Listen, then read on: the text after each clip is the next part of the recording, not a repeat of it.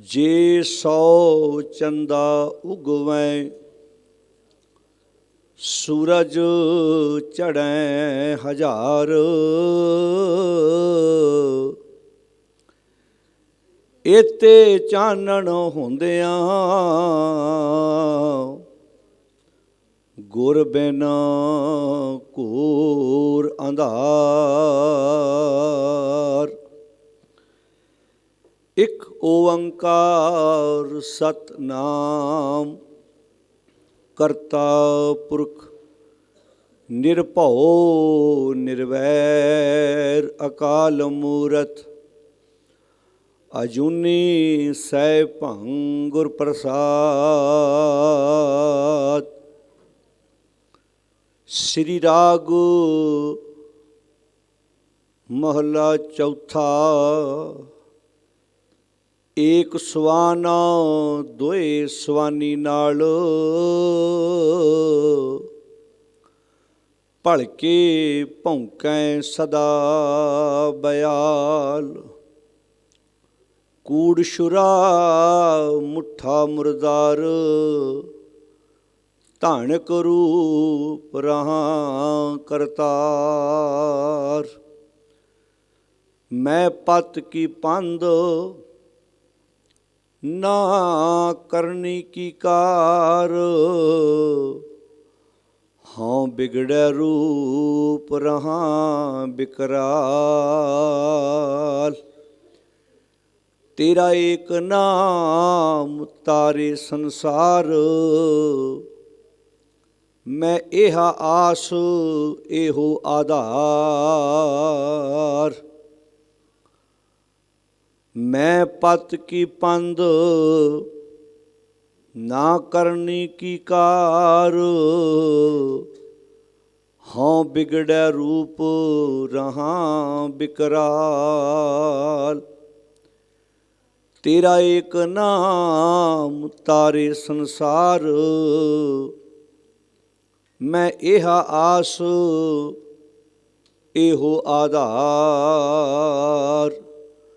रहाओ मुख निंदा आखां दिन रात।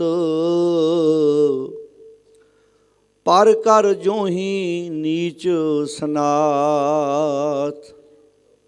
काम क्रोध तन वसै चंडाल। तानक रूप रहां करतार। फाही सुरत मलुकी वेश। हाँ ठगवाड़ा ठगी देश। खरा सियाणा बहुता भार। धानक रूप रहां करतार। मैं कीता ना जाता हराम खोर। हाँ क्या मुँह देसां दुष्ट चोर। नानक नीच कहे विचार। तानक रूप रहां करतार। मैं कीता ना जाता हराम खोर। हाँ क्या मुँह देसां दुष्ट चोर। नानक नीच कहे विचार। तानक रूप रहां करतार।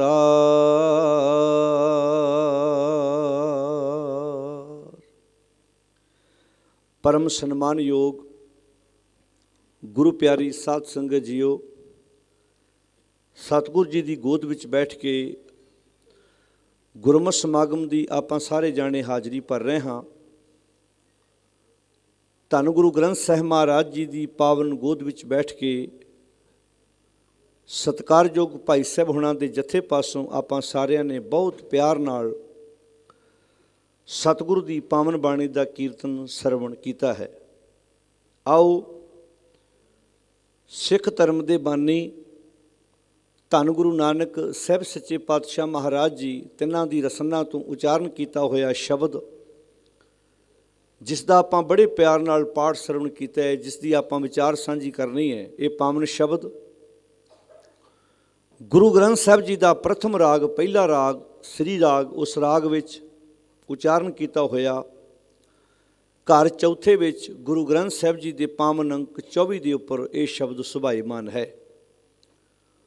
ਗੁਰਦੇਵ ਜੀ ਦੇ ਅਮੋਲਕ ਬਚਨ ਵਿਚਾਰਨ ਤੋਂ ਪਹਿਲਾਂ ਸਾਰੀ ਸੰਗਤ ਬੜੇ ਅਦਬ ਨਾਲ ਫਤਿਹ ਪ੍ਰਵਾਨ ਕਰੋ ਤੇ ਗੱਜ ਕੇ ਆਖੋ ਜੀ, ਵਾਹਿਗੁਰੂ ਜੀ ਕਾ ਖਾਲਸਾ, ਵਾਹਿਗੁਰੂ ਜੀ ਕੀ ਫਤਿਹ।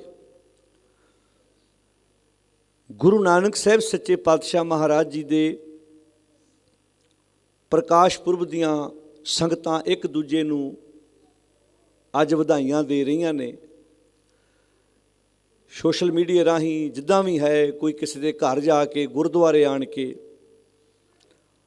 ਪਰ ਮੈਂ ਇੱਕ ਪ੍ਰਚਾਰਕ ਹੋਣ ਦੇ ਨਾਤੇ ਬੇਨਤੀ ਸਾਰੀ ਸੰਗਤ ਦੇ ਸਾਹਮਣੇ ਜ਼ਰੂਰ ਕਰਦਾ ਹਾਂ, ਹਰ ਵਾਰ ਜਿੱਥੇ ਵੀ ਜਾਈਦਾ ਹੈ, ਕਿ ਆਪਾਂ ਬਚਪਨ ਤੋਂ ਲੈ ਕੇ ਹੁਣ ਤੱਕ ਸਿਲੇਬਸ ਵਿੱਚ, ਕਲਾਸਾਂ ਵਿੱਚ ਗਾਹੇ ਬਗਾਹੇ ਜਦੋਂ ਵੀ ਪੜ੍ਹਦੇ ਰਹੇ ਹਾਂ, ਤਾਂ ਗੁਰੂ ਨਾਨਕ ਸਾਹਿਬ ਜੀ ਦਾ ਪ੍ਰਕਾਸ਼ ਪੁਰਬ ਸਾਡੀ ਜ਼ੁਬਾਨ 'ਤੇ ਇੱਦਾਂ ਚੜ੍ਹਿਆ ਹੁੰਦਾ ਸੀ, 15 ਅਪ੍ਰੈਲ 1469।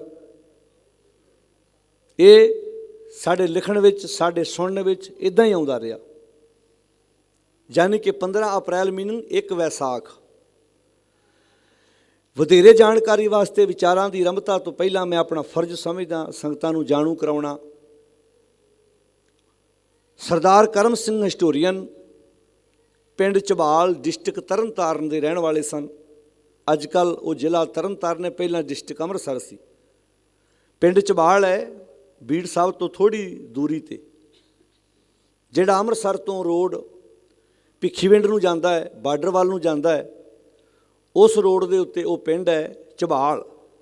1884 ਦੇ ਵਿੱਚ ਸਰਦਾਰ ਕਰਮ ਸਿੰਘ ਹਿਸਟੋਰੀਅਨ ਦਾ ਉਸ ਪਿੰਡ ਵਿੱਚ ਜਨਮ ਹੁੰਦਾ ਹੈ। 1884 ਦੇ ਵਿੱਚ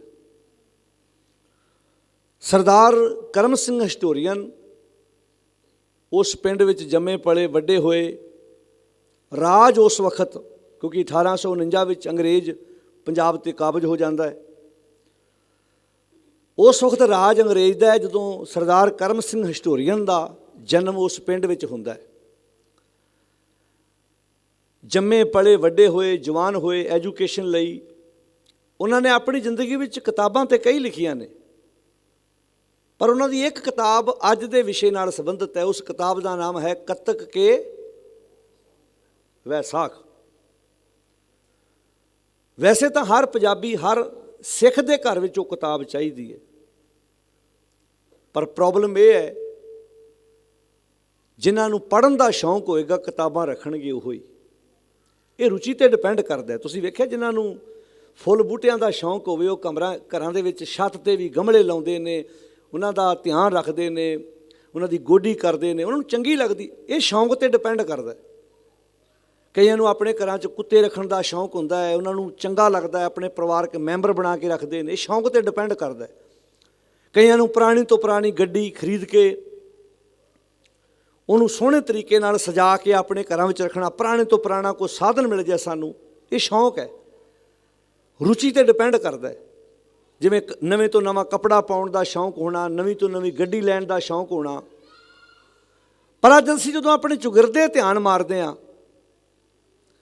ਬਹੁਤ ਘੱਟ ਸ਼ੌਂਕ ਹੈ ਸਾਨੂੰ ਆਪਣੇ ਘਰਾਂ ਵਿੱਚ ਸਿੱਖੀ ਨਾਲ ਸੰਬੰਧਿਤ ਕਿਤਾਬਾਂ, ਪੁਸਤਕਾਂ ਆਪਣੇ ਘਰ ਵਿੱਚ ਰੱਖਣ ਦਾ। ਜਿੱਦਾਂ ਅਸੀਂ ਆਪਣੇ ਘਰਾਂ ਵਿੱਚ ਸ਼ੋਕੇਸ ਬਣਾਉਂਦੇ ਹਾਂ, ਵਿੱਚ ਸੀਨਰੀਆਂ ਲਾਉਂਦੇ ਹਾਂ, ਗੁਲਦਸਤੇ ਰੱਖਦੇ ਹਾਂ, ਵਗੈਰਾ ਵਗੈਰਾ, ਅਸੀਂ ਬੜਾ ਕੁਝ ਸਜਾ ਕੇ ਰੱਖਦੇ ਹਾਂ। ਜ਼ਿਆਦਾ ਨਹੀਂ ਤੇ ਕੁਝ % ਸਾਡੇ ਘਰਾਂ ਵਿੱਚ ਕਿਤਾਬਾਂ ਹੋਣੀਆਂ ਚਾਹੀਦੀਆਂ। ਅਸੀਂ ਨਾ ਸਿੱਖੀ ਲਹਿਰ ਵੇਲੇ ਇੱਕ ਚੀਜ਼ ਨੋਟ ਕੀਤੀ ਸੀ, ਜਦੋਂ ਅਸੀਂ ਸਮਾਗਮ ਕਰਦੇ ਹਾਂ ਪਿੰਡਾਂ ਸ਼ਹਿਰਾਂ 'ਚ। ਤੁਸੀਂ ਮਠਿਆਈ ਦੀ ਦੁਕਾਨ 'ਤੇ ਜਾਂਦੇ ਹੋ, ਤੁਸੀਂ ਮਠਿਆਈ ਦਾ ਨਾਮ ਲੈਂਦੇ ਹੋ, ਮੈਂ ਆਹ ਲੈਣ ਆਇਆ, ਰਸਗੁੱਲਾ ਲੈਣ ਆਇਆ, ਗੁਲਾਬ ਜਾਮਨ ਲੈਣ ਆਇਆ, ਚਮਚਮ ਲੈਣ ਆਇਆ, ਬਰਫੀ ਲੈਣ ਆਇਆ, ਕਿਉਂਕਿ ਤੁਹਾਨੂੰ ਉਹਦੇ ਬਾਰੇ ਨੌਲੇਜ ਹੈ। ਤੁਸੀਂ ਨੋਟ ਕਰਿਓ। ਅਸੀਂ ਕਦੀ ਜਾ ਕੇ ਇਹ ਨਹੀਂ ਕਹਿੰਦੇ ਕੋਈ ਮਠਿਆਈ ਦੇ ਦਿਓ ਮੈਨੂੰ, ਨਹੀਂ, ਅਸੀਂ ਨਾਮ ਲੈਂਦੇ ਹਾਂ। मैं रस मलाई लैन आया, नहीं मिलेगी मैं दूजी दुकान पर जावांगा। तुसी फ्रूट की दुकान पर जाते हो, तुसी फ्रूट का नाम लेंदे हो, मैं कीवी लैन आया, मैं अमरूद लैन आया, मैं एप्पल लैन आया। तुसी ये थोड़ा कहते हो भी मैनू फ्रूट दे दो, तुसी नाम लेंदे हो भी की लैन आया तुसी। फ्रूट तो उस दुकान पर बहुत है। तुसी कपड़े वाली दुकान पर जाते हो, कपड़ा अगला शोरूम भरिया पिया है, तुसी उत्थे नाम लेंदे हो ना कपड़े का, मैं किहड़ा कपड़ा लैन आया, मैं कॉटन लैन आया, मैं प्योर लैन आया, मैं रूबिया लैन आया। तुसी पग का भी जाके दुकान पर नाम लेंदे हो, मैं फुल वैल लैन आया, मैं रूबिया वैल लैना है। तुसी गड्डी गड्डियां तो दुकान अगले शोरूम विच कंपनी ने बहुत गड्डियां खिलारियां ने इक्के कंपनी दियां, पर तुसी गड्डी का नाम लेंदे जाके मैं किहड़ी गड्डी लैन आया।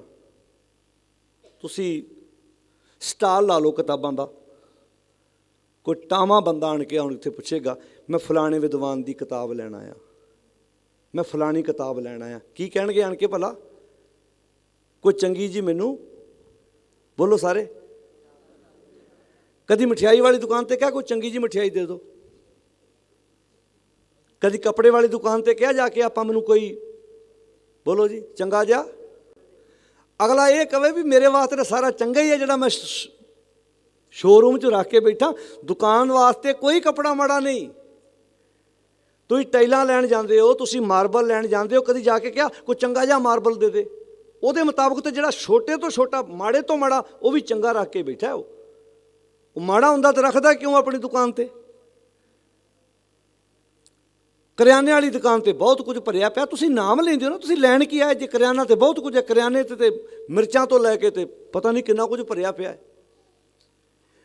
पर जद मैं गल गाहक दी कर रहा, जिहड़ा गाहक है कस्टमर है, तुहाडे लागे लागे किन्नियां मार्केटां ने, हर दुकानदार इदां उडीक रहा गाहक।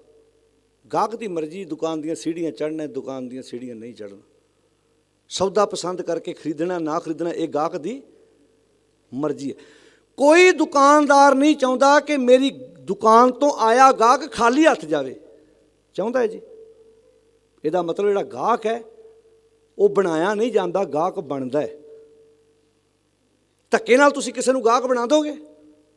नहीं बना सकदा, धक्के नाल नहीं बनता, गाहक बनता है। गाहक की रुचि होएगी तो अपने स्पैशल आप वेख्या कई दुकानों का आपां नूं समान पसंद आ जाता, किसी रेस्टोरेंट का खाना पसंद आता, कई लोग लाइनां च लग लग के खाते, उत्थे टेबल बुक कराउणा पैंदा पहिलां, उत्थे पहिलां फोन करदे जी असीं फैमिली मैंबर 5 आ रहे हैं, 10 आ रहे हैं, 20 आ रहे हैं उत्थे, क्योंकि तुहानूं अगले तुहानूं सद्दण नहीं सीगा, तुहानूं पसंद आया ना। इहदा मतलब ये है असीं बाकी सब चीज़ दे गाहक बन गए। मोबाइल फोन अपने साइलेंट मोड पर कर लो साध संगत जी, ये मैसेज मैं महसूस करता हुन्ना कि सानूं कहण दी लोड़ नहीं पैनी चाहिए।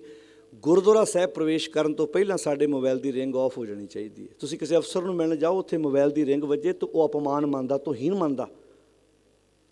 गुरुद्वारा साहिब मोबाइल की रिंग नहीं वजनी चाहिए।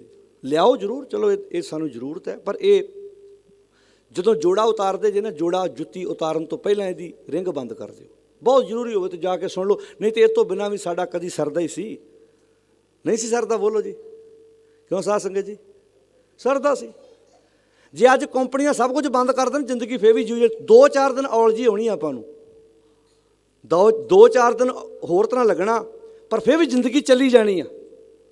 पर कम से कम जिन्ना कुछ हैगा असीं सीख लईए बहुत प्यार नाल। मैं गल कर रहा सी कि तुसीं किताबां रख लो इत्थे 500-700 2000, कोई टावां बंदा आण के कहूगा मैं प्रोफैसर साहिब सिंह दियां मैनूं किताबां दिओ, मैनूं प्रिंसीपल गंगा सिंह दियां किताबां दिओ, मैनूं सरदार करम सिंह हिस्टोरीअन दियां किताबां दिओ, मैनूं गंडा सिंह दी कोई किताब दिओ, मैनूं सरदार तेजा सिंह दी किताब दिओ। इहदा मतलब इस बंदे ने उस विद्वान बारे कुछ सुनिया है। ये आण के किताब का नाम लेंदा, इहदा मतलब इन्हें किताब इहदे कोल हैगी सी, इन्हें अगे किसी नूं देती है, फिर किताब लैण आया है। ये मैं रुचि की गल कर रहा। सरदार करम सिंह हिस्टोरीअन ने किताब लिखी कत्तक के वैसाख, कोशिश करो प्रबंध करो जिथों भी मिलती है। वैसे तो मैं बेनती कराँगा गुरुद्वारा साहिब दी प्रबंधक कमेटियां नूं, बेशक तुसीं ये मंगा के इकट्ठी 100-200-400 बाहर 2 वीरां दी ड्यूटी ला के इहदा स्टाल ला दो भी भाई आण के लै जाओ, ਭਾਵੇਂ ਮੁਨਾਫਾ ਨਾ ਕਮਾਓ, ਜਿੰਨੇ ਦੀ ਆਈ ਉਹਨੇ ਦੇ ਪੈਸੇ ਦੇ ਕੇ ਭਾਈ ਇੱਥੋਂ ਕਿਤਾਬ ਲੈ ਜਾਓ, ਸਾਡੇ ਘਰਾਂ ਜਾਏਗੀ। ਇਹਦੇ ਨਾਲ ਸਾਨੂੰ ਸਮਝਾਉਣਾ ਸੰਗਤ ਨੂੰ, ਬੋਲੋ ਜੀ, ਸੌਖਾ ਹੋ ਜੂ। ਅੱਜ ਪ੍ਰੋਬਲਮ ਇਹ ਹੈ, ਜੇ ਕੋਈ ਰਾਗੀ ਗ੍ਰੰਥੀ ਪ੍ਰਚਾਰਕ ਬੋਲਦਾ ਹੈ ਤੇ ਜਿਹੜੇ ਬੰਦੇ ਇੱਦਾਂ ਕਰਦੇ ਆ ਰਹੇ, ਉਹ ਕਹਿੰਦੇ ਲੈ ਨਵੇਂ ਆ ਗਏ ਜੀ। ਅਸੀਂ ਨਵੇਂ ਨਹੀਂ ਆਏ, ਕਿਸੇ ਨੇ ਹਿੰਮਤ ਨਹੀਂ ਕੀਤੀ ਸਾਡੇ ਨਾਲ ਇਹ ਗੱਲ ਕਰਨ ਦੀ, ਕਿਉਂਕਿ ਜਦੋਂ ਕੋਈ ਗੱਲ ਕਰੇਗਾ ਉਹਨੂੰ ਵਿਰੋਧ ਦਾ ਸਾਹਮਣਾ ਕਰਨਾ ਪੈਣਾ ਹੈ। ਪਰਿਵਾਰ ਵਿੱਚ ਕੋਈ ਮਨਮਤ ਹੁੰਦੀ ਹੋਵੇ ਤੇ ਤੁਹਾਨੂੰ, ਜਦੋਂ ਗੁਰੂ ਨਾਨਕ ਸਾਹਿਬ ਨੇ ਪਹਿਲੀ ਵਾਰ, ਜਦੋਂ ਉਹ ਸਾਰੇ ਸੂਰਜ ਨੂੰ ਪਾਣੀ ਦੇ ਰਹੇ ਸੀ, ਗੁਰੂ ਨਾਨਕ ਸਾਹਿਬ ਸੂਰਜ ਨੂੰ ਪਾਣੀ ਦੇ ਸਕਦੇ ਸੀ ਨਾ, ਕਿਉਂ ਮੇਰੀ ਉਹ ਭੈਣੋ? ਕੋਈ ਉਹਨਾਂ ਨੂੰ ਰੋਕਣ ਵਾਲਾ ਆਇਆ ਸੀ ਉੱਥੇ? ਪਰ ਮਹਾਰਾਜ ਨੇ ਕੀ ਕੀਤਾ ਭਲਾ ਉੱਥੇ? ਹੁਣ ਤੁਸੀਂ ਬੋਲ ਕੇ ਦੱਸਿਓ ਕੀ ਕੀਤਾ ਭਲਾ? ਗੁਰੂ ਨਾਨਕ ਸਾਹਿਬ ਕਿੱਧਰ ਨੂੰ ਮੂੰਹ ਕਰਕੇ ਪਾਣੀ ਦੇਣ ਲੱਗ ਪਏ? ਖੇਤਾਂ ਨੂੰ। ਅੱਛਾ, ਹੁਣ ਗੁਰੂ ਸਾਹਿਬ ਨੂੰ ਪਤਾ ਸੀ ਕਿ ਜੇ ਮੈਂ ਇਕੱਲੇ ਨੂੰ ਬਾਹੋਂ ਫੜ ਕੇ ਜਾ ਕੇ ਆਖਿਆ ਵੀ ਆਹ ਕੀ ਕਰਦੇ, ਆਹ ਕੀ ਕਰਦੇ, ਇਹਨਾਂ ਮੇਰੇ ਗਲ ਪੈਣਾ। ਇਨਸਾਨੀ ਫਿਤਰਤ ਹੈ, ਜੋ ਕੋਈ ਬੰਦਾ ਮਨਮਤ ਕਰ ਤੁਸੀਂ ਰੋਕ ਕੇ ਵਿਖਾਓ ਕਿਸੇ ਨੂੰ। ਹੁਣ ਗੁਰੂ ਨਾਨਕ ਸਾਹਿਬ ਪੰਜਾਬ ਵੱਲ ਨੂੰ ਮੁੱਖ ਕਰਕੇ ਪਾਣੀ ਦੇਣ ਲੱਗ ਪਏ। ਇੱਕ ਆਇਆ, ਆਂਦੇ ਬਾਬਾ ਜੀ ਪਾਣੀ ਗਲਤ ਬੰਨੇ ਦੇ ਰਹੇ ਜੀ। ਮਾਰੇ ਕਹਿੰਦੇ ਅੱਛਾ,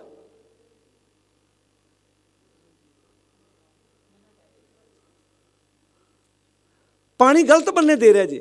ਉਹਦੇ ਨਹੀਂ ਜੀ ਪਾਣੀ ਗਲਤ ਬੰਨੇ ਦੇ ਰਿਹਾ, ਮੈਂ ਸਹੀ ਬੰਨੇ ਦੇ ਰਿਹਾ। ਕਿਤੇ ਕਿੱਥੇ ਦੇ ਰਹੇ ਜੇ?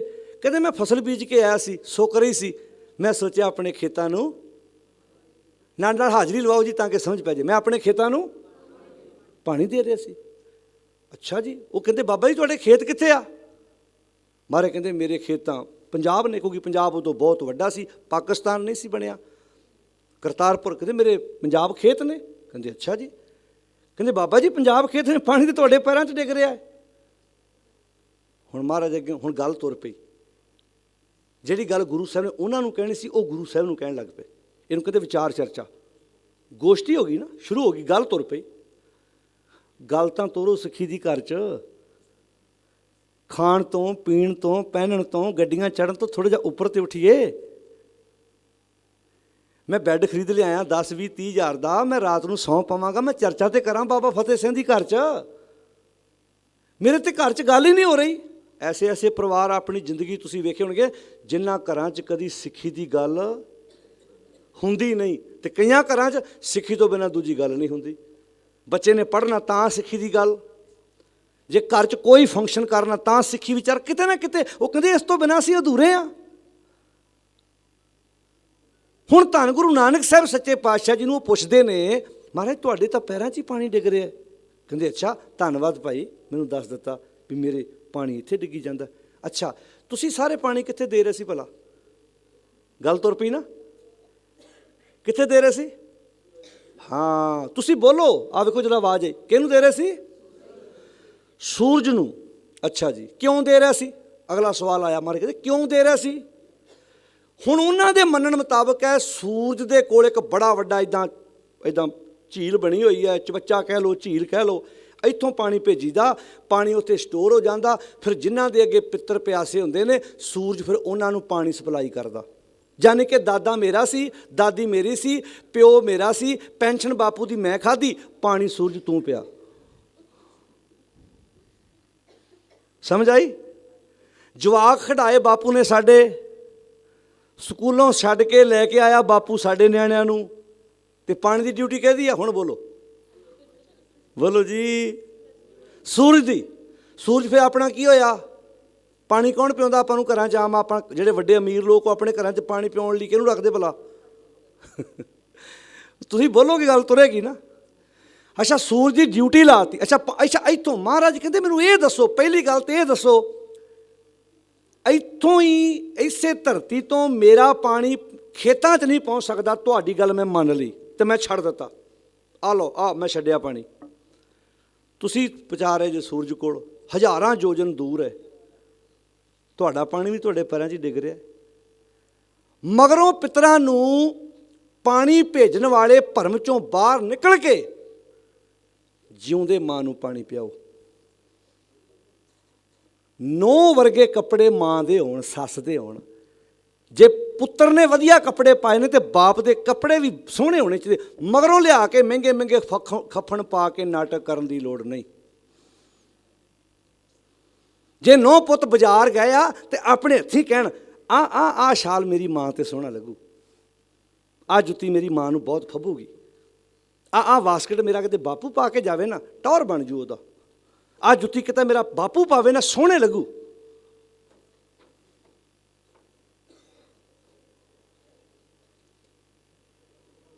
ਇਹ ਕੀ ਹੈ ਜੀ?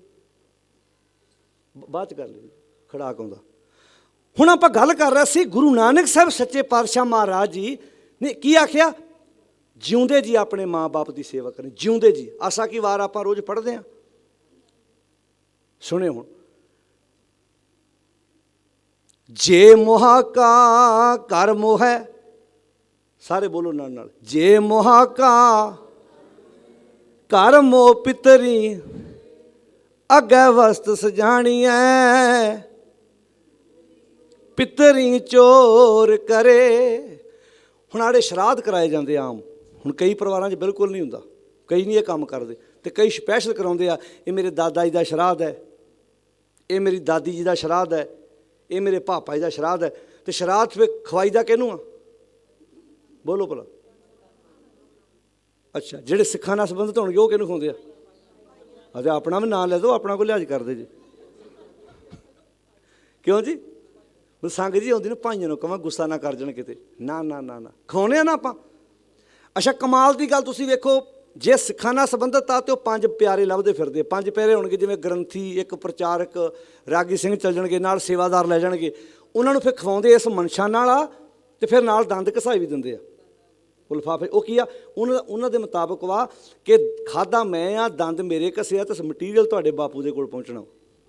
ਇਹ ਜਿਵੇਂ ਇੱਦਾਂ, ਜਿਵੇਂ ਇੱਥੇ ਤੁਹਾਡੇ ਇਲਾਕੇ ਲੋਕਲ ਡਾਕਖਾਨਾ ਵਾ, ਤੁਸੀਂ ਇੱਥੋਂ ਚਿੱਠੀ ਪਾਈ ਤੇ ਜਾ ਕੇ ਬੜੌਦੇ ਨਿਕਲੂ, ਚਿੱਠੀ ਪੜ੍ਹਨਗੇ ਬੜੌਦੇ ਉੱਥੇ। ਹੁਣ ਤੁਸੀਂ ਸਿਆਣੇ ਬੈਠੇ, ਮੇਰੀਆਂ ਭੈਣਾਂ, ਮੇਰੇ ਬਜ਼ੁਰਗ, ਮੇਰੇ ਬਾਪੂ, ਮੇਰੀਆਂ ਮਾਵਾਂ, ਖਾਣਾ ਦੰਦਾਂ ਨਾਲ ਚਿੱਥ ਕੇ ਬੰਦੇ ਦੇ ਅੰਦਰ ਚਲ ਜਾਵੇ ਨਾ, ਇਮਾਨਦਾਰ ਨਾਲ ਜਵਾਬ ਦਿਓ, ਉਹ ਜਾਂਦਾ ਕਿੱਥੇ? ਜੇ ਤੇ ਹਜਮ ਹੋ ਗਿਆ ਤਾਂ ਵੀ ਗੰਦਗੀ, ਜੇ ਹਜਮ ਨਾ ਹੋਇਆ, ਬਾਹਰ ਆ ਗਿਆ, ਓਵਰਫਲੋ ਹੋ ਗਿਆ, ਤਾਂ ਵੀ ਨਹੀਂ ਵੇਖਣ ਲਾਇਕ ਰਹਿਣਾ। ਤੇ ਕਿੱਥੇ ਪਹੁੰਚਦਾ ਜੀ ਫਿਰ? ਕਦੀ ਸੋਚਿਆ? ਦਿਮਾਗ ਨੂੰ ਅਗਲੇ ਨੇ ਇਹੋ ਜਿਹਾ ਮੋਟਾ ਲੌਕ ਲਾਇਆ ਸੀ ਨਾ। ਮੈਂ ਕਦੀ ਕਦੀ ਸੋਚਦਾ, ਆਪਣਾ ਦਿਮਾਗ ਇੰਨਾ ਫਰੈਸ਼ ਪਿਆ, ਜਦੋਂ ਅਸੀਂ ਦਾ ਸੰਸਕਾਰ ਕਰਨ ਲੱਗੇ ਨਾ, ਤੇ ਰੱਬ ਨੇ ਪੁੱਛਣਾ ਉਹ ਇਹਨੂੰ ਵਰਤ ਲੈਂਦਾ ਮਾੜਾ ਮੋਟਾ। ਕੋਈ ਬੰਦਾ 5% ਵਰਤਦਾ, 10% ਵਰਤਦਾ, 20% ਵਰਤਦਾ, 30%, 70%, 80%, 100, 200% ਵਰਤਦਾ ਨਾ। ਕਈਆਂ ਦੇ ਫਰੈਸ਼ ਹੀ। ਆ ਜਿਹੜੇ ਬੰਦੇ ਧਾਗੇ ਮੁੰਦਰੀਆਂ ਤਵੀਤ ਬੰਨੀ ਫਿਰਦੇ ਆ ਨਾ ਗੁੱਠਾਂ ਨਾਲ, ਸਮਝ ਲਓ ਫਰੈਸ਼ ਰੱਖੇ ਦਿਮਾਗ ਉਹਨਾਂ ਨੇ। ਕਿਉਂ ਮੇਰੀਓ ਭੈਣੋ? ਅੱਛਾ, ਸੁਭਾਅ ਮੇਰਾ ਨਹੀਂ ਆ, ਮੇਰੀ ਮਾਂ ਨਾਲ ਬਣਦਾ, ਪਤਨੀ ਨਾਲ ਪਤੀ ਦੀ ਨਹੀਂ ਬਣਦੀ, ਪਿਓ ਦੀ ਪੁੱਤ ਨਾਲ ਨਹੀਂ ਬਣਦੀ, ਤੇ ਧਾਗਾ ਕਿੱਥੇ ਬੱਧਾ? ਗੁੱਟ ਤੇ। ਅੱਛਾ ਦੱਸੋ, ਗੁੱਟ ਲੜਦਾ ਭਲਾ? ਲੜਦਾ ਬਰੇਨ ਆ ਬੰਦੇ ਦਾ। ਮਨ ਕਰ ਮੱਕਾ ਕਿਬਲਾ ਕਰਦੇ ਹੀ। ਇੱਥੇ ਅਸੀਂ ਗੁਰੂ ਨਾਨਕ ਸਾਹਿਬ ਕੋਲੋਂ ਬਿਲਡਿੰਗਾਂ ਹੀ ਕਮਾਈ ਗਏ। ਉਹ ਬਾਬਾ ਜੀ ਬਿਲਡਿੰਗਾਂ ਕਮਾਉਣ ਨਹੀਂ ਸੀ ਆਏ, ਬਾਬਾ ਜੀ ਮਨ ਦਾ ਮੱਕਾ ਕਮਾਉਣ ਆਏ ਸੀ, ਜਿਹੜਾ ਦੁਨੀਆ ਦੀ ਕਿਸੇ ਤਾਕਤ ਕੋਲੋਂ ਕਦੀ ਘੁੰਮਣਾ ਨਹੀਂ ਸੀ। ਮਨ ਕਰ ਮੱਕਾ, ਮਨ ਦਾ ਮੱਕਾ ਕਮਾਤਾ ਬਾਬੇ ਸਾਡੇ ਨੇ। ਜਿਹੜੇ ਆਂਦੇ ਸੀ ਇੱਧਰ ਅੱਲਾ, ਇੱਧਰ ਅੱਲਾ, ਇੱਥੇ ਮੱਥਾ ਟੇਕ, ਬਾਬਾ ਦਾ ਜਿੱਧਰ ਅੱਲਾ ਨਹੀਂ ਹੈਗਾ ਮੈਨੂੰ ਉੱਧਰ ਕਰ ਦਿਓ। ਮਨ ਦਾ ਮੱਕਾ ਘੁਮਾਤਾ। ਜਦੋਂ ਮਨ ਦਾ ਮੱਕਾ ਘੁੰਮਿਆ ਤੇ ਅਸੀਂ ਬਾਬੇ ਨੂੰ ਵੱਡਾ ਪਤਾ ਕਿਹੜੀ ਕਰਕੇ? ਬਾਬੇ ਨੇ ਮੱਕਾ ਕਮਾਇਆ ਹੈ, ਬਾਬੇ ਨੇ ਮੱਕਾ ਕਮਾਇਆ। ਤੁਹਾਡੇ ਚੋਂ ਕਈਆਂ ਦੇ ਧੀ ਪੁੱਤ ਵਿਦੇਸ਼ ਹੋਣੇ ਆ, ਪੂਰੇ ਦਾ ਪੂਰਾ ਘਰ ਮੂਵ ਕਰ ਦਿੰਦੇ ਅਗਲੇ ਟਰੱਕ 'ਤੇ ਲੱਦ ਕੇ, ਇੱਦਾਂ ਘਰ ਚੱਕਦੇ ਆ ਤੇ 100 ਮੀਲ ਦੂਰ ਜਾ ਕੇ ਉਹ ਘਰ ਉੱਦਾਂ ਹੀ ਜਾ ਕੇ ਰੱਖ ਦਿੰਦੇ ਆ, ਐਂ ਲਾਉਂਦੇ ਆ। ਇਹ ਕੰਮ ਤੇ ਮਸ਼ੀਨ ਵੀ ਕਰ ਸਕਦੀ ਹੈ, ਪਰ ਬ੍ਰੇਨ, ਸੋਚ ਨਹੀਂ ਕੋਈ ਦੁਨੀਆ ਦੀ ਮਸ਼ੀਨ ਕਿਸੇ ਦੀ ਬਦਲ ਸਕਦੀ। ਬਦਲ ਸਕਦੀ ਹੈ ਜੀ? ਬੋਲ ਕੇ ਦੱਸਿਓ, ਬੋਲੋ ਸਾਧ ਸੰਗਤ ਜੀ। ਵਿਚਾਰ, ਖਿਆਲ, ਮਨ ਕਰ ਮੱਕਾ, ਮਨ ਦਾ ਮੱਕਾ ਕਮਾਇਆ ਸਾਡੇ ਬਾਬੇ ਨੇ। ਮਨ ਦੇ ਵਿਚਾਰ ਬਦਲੇ ਨੇ। ਜਿਹੜੇ ਅੱਜ ਕੱਲ੍ਹ ਤੱਕ ਵਿਚਾਰ ਮੇਰੇ ਫਲਾਣੇ ਪ੍ਰਤੀ ਮਾੜੇ ਸੀ, ਅੱਜ ਮੇਰੇ ਵਿਚਾਰ ਬਦਲ ਗਏ। ਚੋਰ ਚੋਰੀ ਕਰਦਾ, ਪੁਲਿਸ ਕੁੱਟਦੀ ਹੈ, ਚੋਰ ਮੰਨਦਾ ਨਹੀਂ ਮੈਂ ਚੋਰੀ ਕੀਤੀ ਹੈ। ਬਾਬੇ ਨੇ ਮਨ ਦਾ ਮੱਕਾ ਇਹੋ ਜਿਹਾ ਕਮਾਇਆ, ਚੋਰੀ ਕਰਨ ਵਾਲਾ, ਠੱਗੀ ਮਾਰਨ ਵਾਲਾ, ਬੇਈਮਾਨੀ ਕਰਨ ਵਾਲਾ ਖੁਦ ਆਣ ਕੇ ਮੰਨਦਾ ਇਹ ਚੋਰੀ ਮੈਂ ਕੀਤੀ ਆ, ਇਹ ਮੇਰੇ ਕੋਲੋਂ ਗੁਨਾਹ ਹੋਇਆ ਹੈ, ਮੈਂ ਅਪਰਾਧੀ ਹਾਂ। ਮੇਰੇ ਕੋਲੋਂ ਗੁਨਾਹ ਹੋਇਆ, ਮੈਂ ਆਪਣੇ ਆਪ ਨੂੰ ਸੁਧਾਰਨਾ ਚਾਹੁੰਦਾ ਹਾਂ। ਹੁਣ ਗੁਰੂ ਨਾਨਕ ਸਾਹਿਬ ਮਹਾਰਾਜ ਜੀ ਨੇ ਉੱਥੇ ਉਹ ਲੋਕ ਜਿਹੜੇ ਸੂਰਜ ਨੂੰ ਪਾਣੀ ਦੇ ਰਹੇ ਸੀ ਉਹਨਾਂ ਨੂੰ ਸਮਝਾਇਆ। ਉਹ ਮਗਰੋਂ ਚਲੋ ਮੈਂ ਮੰਨ ਲੈਣਾ, ਧਿਆਨ ਨਾਲ ਸੁਣਿਓ। ਤੁਹਾਡੇ ਵਿੱਚੋਂ ਕਿਸੇ ਦਾ ਧੀ ਪੁੱਤਰ ਦੁਬਈ ਗਿਆ ਹੋਵੇ ਜਾਂ ਤੁਸੀਂ ਕਦੀ ਦੁਬਈ ਘੁੰਮਣ ਗਏ ਹੋ, ਜੂਨ ਤੇ ਜੁਲਾਈ ਦੇ ਮਹੀਨੇ 'ਚ ਜਿਹੜੀਆਂ ਛੱਤ 'ਤੇ ਟੈਂਕੀਆਂ ਪਈਆਂ ਨਾ ਪਾਣੀ ਦੀਆਂ, ਉਸ ਪਾਣੀ ਦੇ ਥੱਲੇ ਤੁਸੀਂ ਹੱਥ ਨਹੀਂ ਕਰ ਸਕਦੇ। ਮੈਂ ਆਪਣੀ ਅੱਖੀਂ ਵੇਖ ਕੇ ਆਇਆ। ਜੂਨ ਜੁਲਾਈ ਦੇ ਮਹੀਨੇ 'ਚ ਇੱਦਾਂ ਤੁਸੀਂ ਟੂਟੀ ਖੋਲ੍ਹਣੀ ਹੈ, ਤੁਸੀਂ ਹੱਥ ਨਹੀਂ ਥੱਲੇ ਕਰ ਸਕਦੇ, ਤੁਹਾਡੀ ਚਮੜੀ ਲਾਹ ਦੇਣੀ ਉਸ ਪਾਣੀ ਨੇ। ਜਿੰਨੀ ਵੀ ਉੱਥੇ ਵੀਰ ਸਾਡੇ ਕੰਮ ਕਰਦੇ ਆ, ਉਹ ਕੀ ਕਰਦੇ ਆ, ਪਾਣੀ ਦੀ ਬਾਲਟੀ ਭਰ ਕੇ ਆਪਣੇ ਏਸੀ ਰੂਮ 'ਚ ਰੱਖਦੇ ਆ। ਰਾਤ ਤੋਂ ਪਾਣੀ ਠੰਡਾ ਹੁੰਦਾ, ਸਵੇਰੇ ਮਿਕਸ ਕਰਕੇ ਫੇਰ ਜਾ ਕੇ ਇਸ਼ਨਾਨ ਕਰਦੇ ਆ। ਨਹਾਉਣਾ ਬਹੁਤ ਦੂਰ ਦੀ ਗੱਲ ਹੈ, ਉਸ ਪਾਣੀ ਦੇ ਨਾਲ ਗਰਮ ਨਾਲ ਕੱਪੜੇ ਵੀ ਉਹ ਨਹੀਂ ਧੋ ਸਕਦੇ, ਇੰਨੀ ਗਰਮੀ ਹੈ ਉੱਥੇ ਦੁਬਈ ਦੇ ਵਿੱਚ। ਅੱਛਾ, ਹੁਣ ਧਿਆਨ ਨਾਲ ਸੁਣਿਓ। ਇਹਦਾ ਮਤਲਬ ਹਜ਼ਾਰਾਂ ਯੋਜਨ ਦੂਰ ਸੂਰਜ ਸਾਡੇ ਤੋਂ, ਆ ਖੇਤਾਂ 'ਚ ਪੰਜਾਬ ਜਦੋਂ ਝੋਨਾ ਲੱਗਦਾ ਨਾ, ਸਵੇਰ ਦਾ ਪਾਣੀ ਛੱਡਿਆ, ਜੇ ਸ਼ਾਮੀ 4-5 ਵਜੇ ਤੱਕ ਮਜ਼ਦੂਰ ਉਹ 'ਚ ਝੋਨਾ ਲਾਉਣ ਲੱਗਣ, ਤੇ ਪਤਾ ਕੀ ਆਂਦੇ ਕਿਸਾਨ ਨੂੰ ਮਜ਼ਦੂਰ, ਇਹ 'ਚ ਪਾਣੀ ਛੱਡ ਦਿਓ ਜੀ, ਅੱਧਾ ਪੌਣਾ ਘੰਟਾ ਪਾਣੀ ਠੰਡਾ ਪਾ ਦਿਓ, ਸਵੇਰ ਦਾ ਪਾਣੀ ਗਰਮ ਹੋ ਗਿਆ। ਜੇ ਹਜ਼ਾਰਾਂ ਯੋਜਨ ਸੂਰਜ ਸਾਡੇ ਤੋਂ ਦੂਰ ਇੱਥੇ ਪਾਣੀ ਦੇ ਉਬਾਲੇ ਮਾਰ ਸਕਦਾ, ਤੇ ਜਿਹੜਾ ਸੂਰਜ ਦੇ ਲਾਗੇ ਪਾਣੀ ਉਪਲਾ ਕਿਉਂ ਸਾਧ ਸੰਗਤ, ਕਿ ਗਰਮ ਪਾਣੀ ਪਿਆਈ ਜਾਂਦੇ ਆਪਾਂ ਉਹਨਾਂ ਨੂੰ, ਬਜ਼ੁਰਗਾਂ ਨੂੰ। ਜਾਂ ਫਿਰ ਬਰਫ਼ ਦਾ ਕਾਰਖਾਨਾ ਲੱਗਾ ਹੋਊ, ਸਟਾਫ ਬਹੁਤ ਵੱਡਾ ਰੱਖਿਆ ਹੋਣਾ ਰੱਬ ਨੇ ਇੱਦਾਂ, ਫਿਰ ਇੱਦਾਂ ਆਪਾਂ ਇੱਥੋਂ ਪਾਣੀ ਭੇਜਦੇ ਹਾਂ, ਉਹ ਪਾਣੀ ਗਰਮ ਹੋਈ ਜਾਂਦਾ, ਫਿਰ ਅੱਗੇ ਦਾ ਬਰਫ਼ ਪਾ ਕੇ, ਮਤਲਬ ਸੂਰਜ ਨੂੰ ਹੋਰ ਕੋਈ ਕੰਮ ਨਹੀਂ। ਮਤਲਬ ਅਸੀਂ ਕਿਹੜੇ ਕੰਮੇ ਲਾਇਆ ਵੇਖੋ ਸੂਰਜ ਨੂੰ, ਵੀ ਤੂੰ ਪਾਣੀ ਦੀ ਸਪਲਾਈ ਕਰ। ਤੇ ਅੱਜ ਤੱਕ ਇਹ ਲੋਕ ਸਾਡੇ ਸਮਾਜ ਵਿੱਚ ਇੱਦਾਂ ਕਰੀ ਜਾ ਰਹੇ ਨੇ। ਜਿਉਂਦੇ ਕਰੋ, ਜਿੰਦੇ ਮਾਂ-ਬਾਪ ਦੀ ਸੇਵਾ ਕਰੋ, ਪਿਆਰ ਨਾਲ ਰਹੋ, ਸੋਹਣੀਆਂ ਵਿਚਾਰਾਂ ਪਰਿਵਾਰਾਂ 'ਚ ਕਰਨੀਆਂ ਸਿੱਖੋ। ਨੂੰਹ ਸੱਸ ਇਕੱਠੀਆਂ ਬੈਠੀਆਂ ਹੋਣ, ਪਿਓ ਪੁੱਤਰ ਇਕੱਠੇ ਬੈਠੇ ਹੋਣ, ਵਿਚਾਰ ਗੋਸ਼ਟੀ ਹੋਵੇ, ਦੁੱਖ ਸੁੱਖ ਕਿਸੇ ਦੇ ਪੁੱਛੇ ਜਾਣ, ਦੱਸੇ ਜਾਣ। ਇੱਥੋਂ ਸ਼ੁਰੂਆਤ ਕੀਤੀ ਸੀ ਪਾਤਸ਼ਾਹ ਜੀ ਨੇ। ਹੁਣ ਧੰਨ ਗੁਰੂ ਨਾਨਕ ਸਾਹਿਬ ਦਾ ਆਪਾਂ ਵਾਕ ਪੜ੍ਹਿਆ। ਵਾਕ ਹੈ, ਮੈਂ ਪਤ ਕੀ ਪੰਧ। ਪਤ ਕਹਿੰਦੇ ਪਤੀ ਨੂੰ, ਪਤੀ ਮੈਨੂੰ ਪ੍ਰਮਾਤਮਾ ਅਕਾਲ ਪੁਰਖ ਵਾਹਿਗੁਰੂ, ਪੰਧ ਕਹਿੰਦੇ ਨਸੀਹਤ ਨੂੰ। ਮੈਂ ਪਤ ਕੀ ਪੰਧ, ਨਸੀਹਤ ਕਹਿੰਦੇ ਸਿੱਖਿਆ ਨੂੰ। ਮੈਂ ਪਤ ਕੀ ਪੰਧ ਨਾ ਕਰਨੀ ਕੀ ਕਾਰ। ਜਿਵੇਂ ਆਪਾਂ ਨਹੀਂ ਕਹਿੰਦੇ ਤੂੰ ਆਪਣੇ ਪਿਓ ਦੀ ਨਸੀਹਤ ਉੱਤੇ ਨਹੀਂ ਤੁਰਿਆ, ਤੂੰ ਆਪਣੇ ਬਾਪੂ ਦੀ ਨਸੀਹਤ ਮੈਨੂੰ ਸਿੱਖਿਆ ਉੱਤੇ ਨਹੀਂ ਤੁਰਿਆ। ਕਹਿੰਦੇ ਮੈਂ ਪਤ ਕੀ ਪੰਧ, ਮੈਂ ਗੁਰੂ ਨਾਨਕ ਸਾਹਿਬ ਕਹਿੰਦੇ ਮੈਂ ਪਤ ਕੀ ਪੰਧ ਨਾ ਕਰਨੀ ਕੀ ਕਾਰ। ਮੈਂ ਆਪਣੇ ਮਾਲਕ ਪਤੀ ਵਾਹਿਗੁਰੂ ਅਕਾਲ ਪੁਰਖ ਦੀ ਨਸੀਹਤ ਉੱਤੇ ਨਹੀਂ ਤੁਰਿਆ, ਨਾ ਕਰਨੀ ਕੀ ਕਾਰ, ਅਤੇ ਨਾ ਮੈਂ ਉਹ ਕਾਰ ਕੀਤੀ, ਨਾ ਉਹ ਕੰਮ ਕੀਤਾ ਜਿਹਦੇ ਨਾਲ ਮੇਰਾ ਕਿਰਦਾਰ ਕਰੈਕਟਰ ਉੱਚਾ ਹੋ ਸਕੇ। ਹਾਂ ਵਿਗੜੇ ਰੂਪ, ਅਤੇ ਨਾ ਤੁਰਨ ਕਰਕੇ ਮੇਰਾ ਰੂਪ ਵਿਗੜ ਗਿਆ।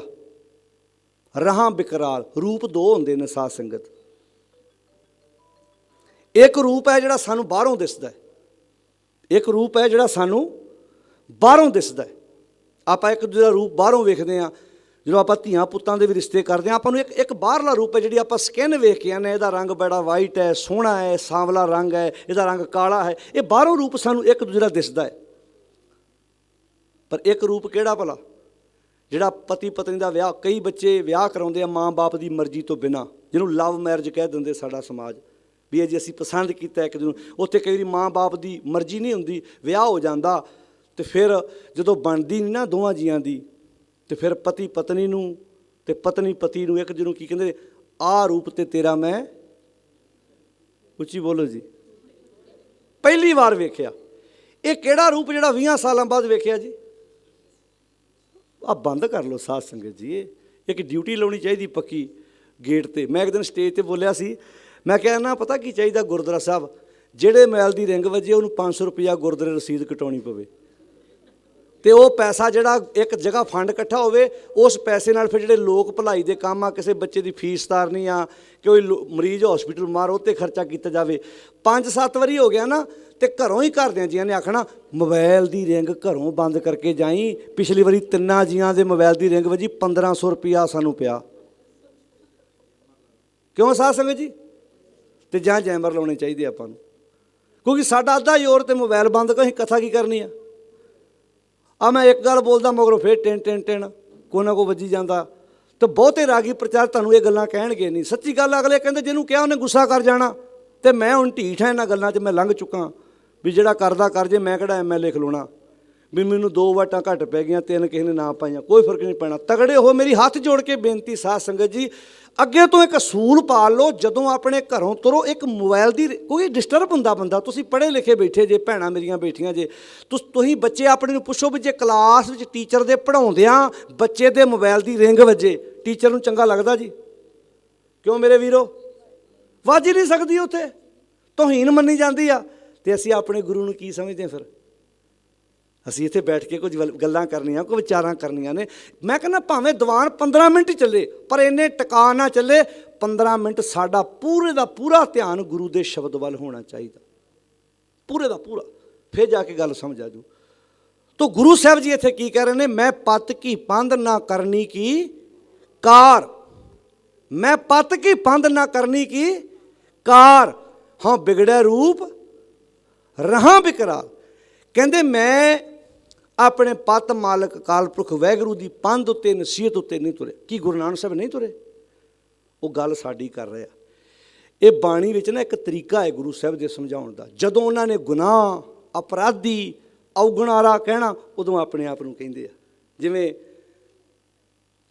ਹੇ ਮੇਰੇ ਮਾਲਕ ਜੀ, ਕਵਨ ਕਾਜ ਸਿਰਜੇ ਜਗ ਭੀਤਰ, ਜਨਮ ਕਵਨ ਫਲ ਪਾਇਆ, ਭਵ ਨਿਧ ਤਰਨ ਤਾਰਨ ਚਿੰਤਾ ਮਨ, ਇੱਕ ਨਿਮਖ ਨ ਇਹ ਮਨ ਲਾਇਆ। ਗੋਬਿੰਦ ਹਮ ਕਿਹਾ ਵੀ ਅਸੀਂ ਅਪਰਾਧੀ ਹਾਂ, ਬਲਕਿ ਭਗਤ ਕਬੀਰ ਜੀ ਅਪਰਾਧੀ ਥੋੜਾ, ਜਾਨੀ ਕਿ ਉਹ ਇਹ ਦੱਸ ਰਹੇ ਆ ਕਿ ਬੰਦਿਆ ਕਿਤੇ ਤੂੰ ਇਹ ਅਪਰਾਧ ਤੇ ਨਹੀਂ ਕੀਤਾ।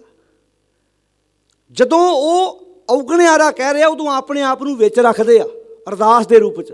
ਇੱਥੇ ਵੀ ਕਹਿੰਦੇ ਮੈਂ ਪਤ ਕੀ ਪੰਧ, ਮੈਂ ਪਤ ਦੀ ਪੰਧ ਮਾਲਕ ਦੀ ਨਸੀਹਤ ਉੱਤੇ ਨਹੀਂ ਤੁਰਿਆ, ਨਾ ਕਰਨੀ ਰੱਬ ਦੀ ਨਸੀਹਤ ਉੱਤੇ ਨਹੀਂ ਤੁਰਿਆ, ਸਿੱਖਿਆ ਤੇ ਨਹੀਂ ਤੁਰਿਆ, ਤੇ ਮੇਰੀ ਕਾਰ ਕਿੱਥੋਂ ਚੰਗੀ ਹੋਣੀ ਸੀ? ਮੇਰਾ ਵਿਹਾਰ ਕਿੱਥੋਂ ਚੰਗਾ ਹੋਣਾ ਸੀ? ਮੇਰਾ ਕਿਰਦਾਰ ਕਿੱਥੋਂ ਚੰਗਾ ਹੋਣਾ ਸੀ? ਨਾ ਕਰਨੀ ਕੀ ਕਾਰ। ਤੇ ਕੀ ਹੋਇਆ? ਹਾਂ ਵਿਗੜਿਆ ਰੂਪ, ਮੇਰਾ ਰੂਪ ਵਿਗੜ ਗਿਆ। ਕਿਹੜਾ ਰੂਪ ਜੀ? ਬਾਹਰਲਾ ਕਿ ਅੰਦਰਲਾ? ਅੰਦਰਲਾ। ਵਿਹਾਰ ਵਿਗੜ ਗਿਆ, ਜਿਹਨੂੰ ਆਪਾਂ ਆਪ ਨਹੀਂ ਕਹਿੰਦੇ ਤੇਰਾ ਰੂਪ ਮੈਂ ਪਹਿਲੀ ਵਾਰ ਵੇਖਿਆ। ਉਹ ਰੂਪ ਹੈ ਵਿਹਾਰ ਦਾ, ਉਹ ਰੂਪ ਹੈ ਕਰੈਕਟਰ ਦਾ, ਉਹ ਰੂਪ ਹੈ ਕਿਰਦਾਰ ਦਾ। ਅੱਛਾ, ਬਾਹਰਲੇ ਰੂਪ ਸਵਾਰਨ ਲਈ ਕਿੰਨੀਆਂ ਦੁਕਾਨਾਂ ਨੇ ਸਮਾਜ ਵਿੱਚ। ਆ ਪੁੱਤਾਂ ਧੀਆਂ ਦੇ ਆਨੰਦ ਕਾਰਜ ਹੁੰਦੇ ਨੇ। ਅੱਛਾ, ਕਮਾਲ ਦੀ ਗੱਲ ਤੁਸੀਂ ਵੇਖੋ, ਤਨ ਦਾ ਰੂਪ ਸਵਾਰਨ ਲਈ ਕਿੰਨਾ ਸਮਾਨ ਤੇ ਕਿੰਨਾ ਖਰਚਾ ਕੀਤਾ ਜਾ ਰਿਹਾ ਹੈ। ਮਨ ਦਾ ਰੂਪ ਸਵਾਰਨ ਲਈ ਬੰਦਾ 1% ਵੀ ਆਪਣੇ ਕੋਲੋਂ ਕੋਈ ਖਰਚਾ ਕਰਨ ਨੂੰ ਤਿਆਰ ਨਹੀਂ। ਘਰ 'ਚ ਕੋਈ ਚੰਗੀ ਕਿਤਾਬ ਹੋਵੇ, ਕੋਈ ਸਾਹਿਤ ਹੋਵੇ, ਕੋਈ ਮਾੜੀ ਮੋਟ ਕੋਈ ਪੋਥੀ ਗੁਰਬਾਣੀ ਦੀ ਵਿਚਾਰ ਵਾਲੇ ਬੰਨੇ ਆਪਣੇ ਆਪ ਨੂੰ ਤੋਰੇ। ਤੋ ਪਾਤਸ਼ਾਹ ਜੀ ਕਹਿੰਦੇ ਮੈਂ ਪਤ ਕੀ ਪੰਧ ਨਾ ਕਰਨੀ ਕੀ ਕਾਰ, ਹਾਂ ਵਿਗੜਿਆ ਰੂਪ ਰਹਾ ਬਿਕਰਾਲ। ਬਿਕਰਾਲ ਕਿਹਨੂੰ? ਤੇ ਡਰਾਉਣਾ।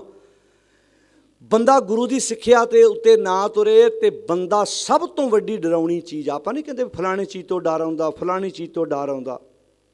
ਤੁਸੀਂ ਬੈਂਕ 'ਚੋਂ ਪੈਸੇ ਕਢਾ ਕੇ ਘਰ ਨੂੰ ਆ ਰਹੇ ਜੀ, ਆਪਾਂ ਰਸਤੇ 'ਚ ਕੀ ਵੇਖਦੇ ਹਾਂ ਭਲਾ? ਕਿਹ ਤੋਂ ਡਰ ਆਉਂਦਾ? ਕਿਸੇ ਮੱਝ ਤੋਂ, ਕਿਸੇ ਗਾਂ ਤੋਂ, ਕਿਤੋਂ ਆਉਂਦਾ? ਬੋਲ ਕੇ ਦੱਸਿਓ। ਹਾਂ, ਬੰਦੇ ਤੋਂ ਨਹੀਂ ਡਰ ਆਉਂਦਾ। ਜਿਹੜਾ ਪਸ਼ੂ ਬੰਦੇ ਦੇ ਅੰਦਰ ਵਿਕਰਾਲ ਬੈਠਾ ਨਾ, ਉਹ ਤੋਂ ਡਰ ਆਉਂਦਾ ਵੀ ਰਾਹ 'ਚ ਕਿਤੇ ਮੇਰੇ ਕੋਲ ਲੁੱਟ ਨਾ ਲਵੇ। ਜਿਹੜਾ ਬੰਦਾ ਉਹ ਤੇ ਇਹ ਕੰਮ ਕਰਦਾ ਹੀ ਨਹੀਂ। ਬੰਦੇ ਦੇ ਅੰਦਰ ਜਿਹੜਾ ਪਸ਼ੂ ਬੈਠਾ, ਜਿਹਨੂੰ ਬਾਣੀ 'ਚ ਲਿਖਿਆ ਕਰਤੂਤ ਪਸ਼ੂ ਕੀ, ਜਿਹੜੀ ਬੰਦੇ ਦੇ ਅੰਦਰ ਪਸ਼ੂਆਂ ਵਾਲੀਆਂ ਕਰਤੂਤਾਂ ਬੈਠੀਆਂ ਨਾ, ਉਹ ਤੋਂ ਭੈ ਭੀਤ ਹੁੰਦੇ ਆ। ਤੋ ਇੱਥੇ ਸ਼ਬਦ ਵਰਤਿਆ ਮੈਂ ਪਤ ਕੀ ਪੰਧ ਨਾ ਕਰਨੀ ਕੀ ਕਾਰ, ਹਾਂ ਵਿਗੜਿਆ ਰੂਪ ਰਹਾ ਬਿਕਰਾਲ। ਬਿਕਰਾਲ ਕਹਿੰਦੇ ਡਰਾਉਣਾ, ਡਰ ਵਾਲਾ ਹੋ ਗਿਆ। ਕਿਉਂ?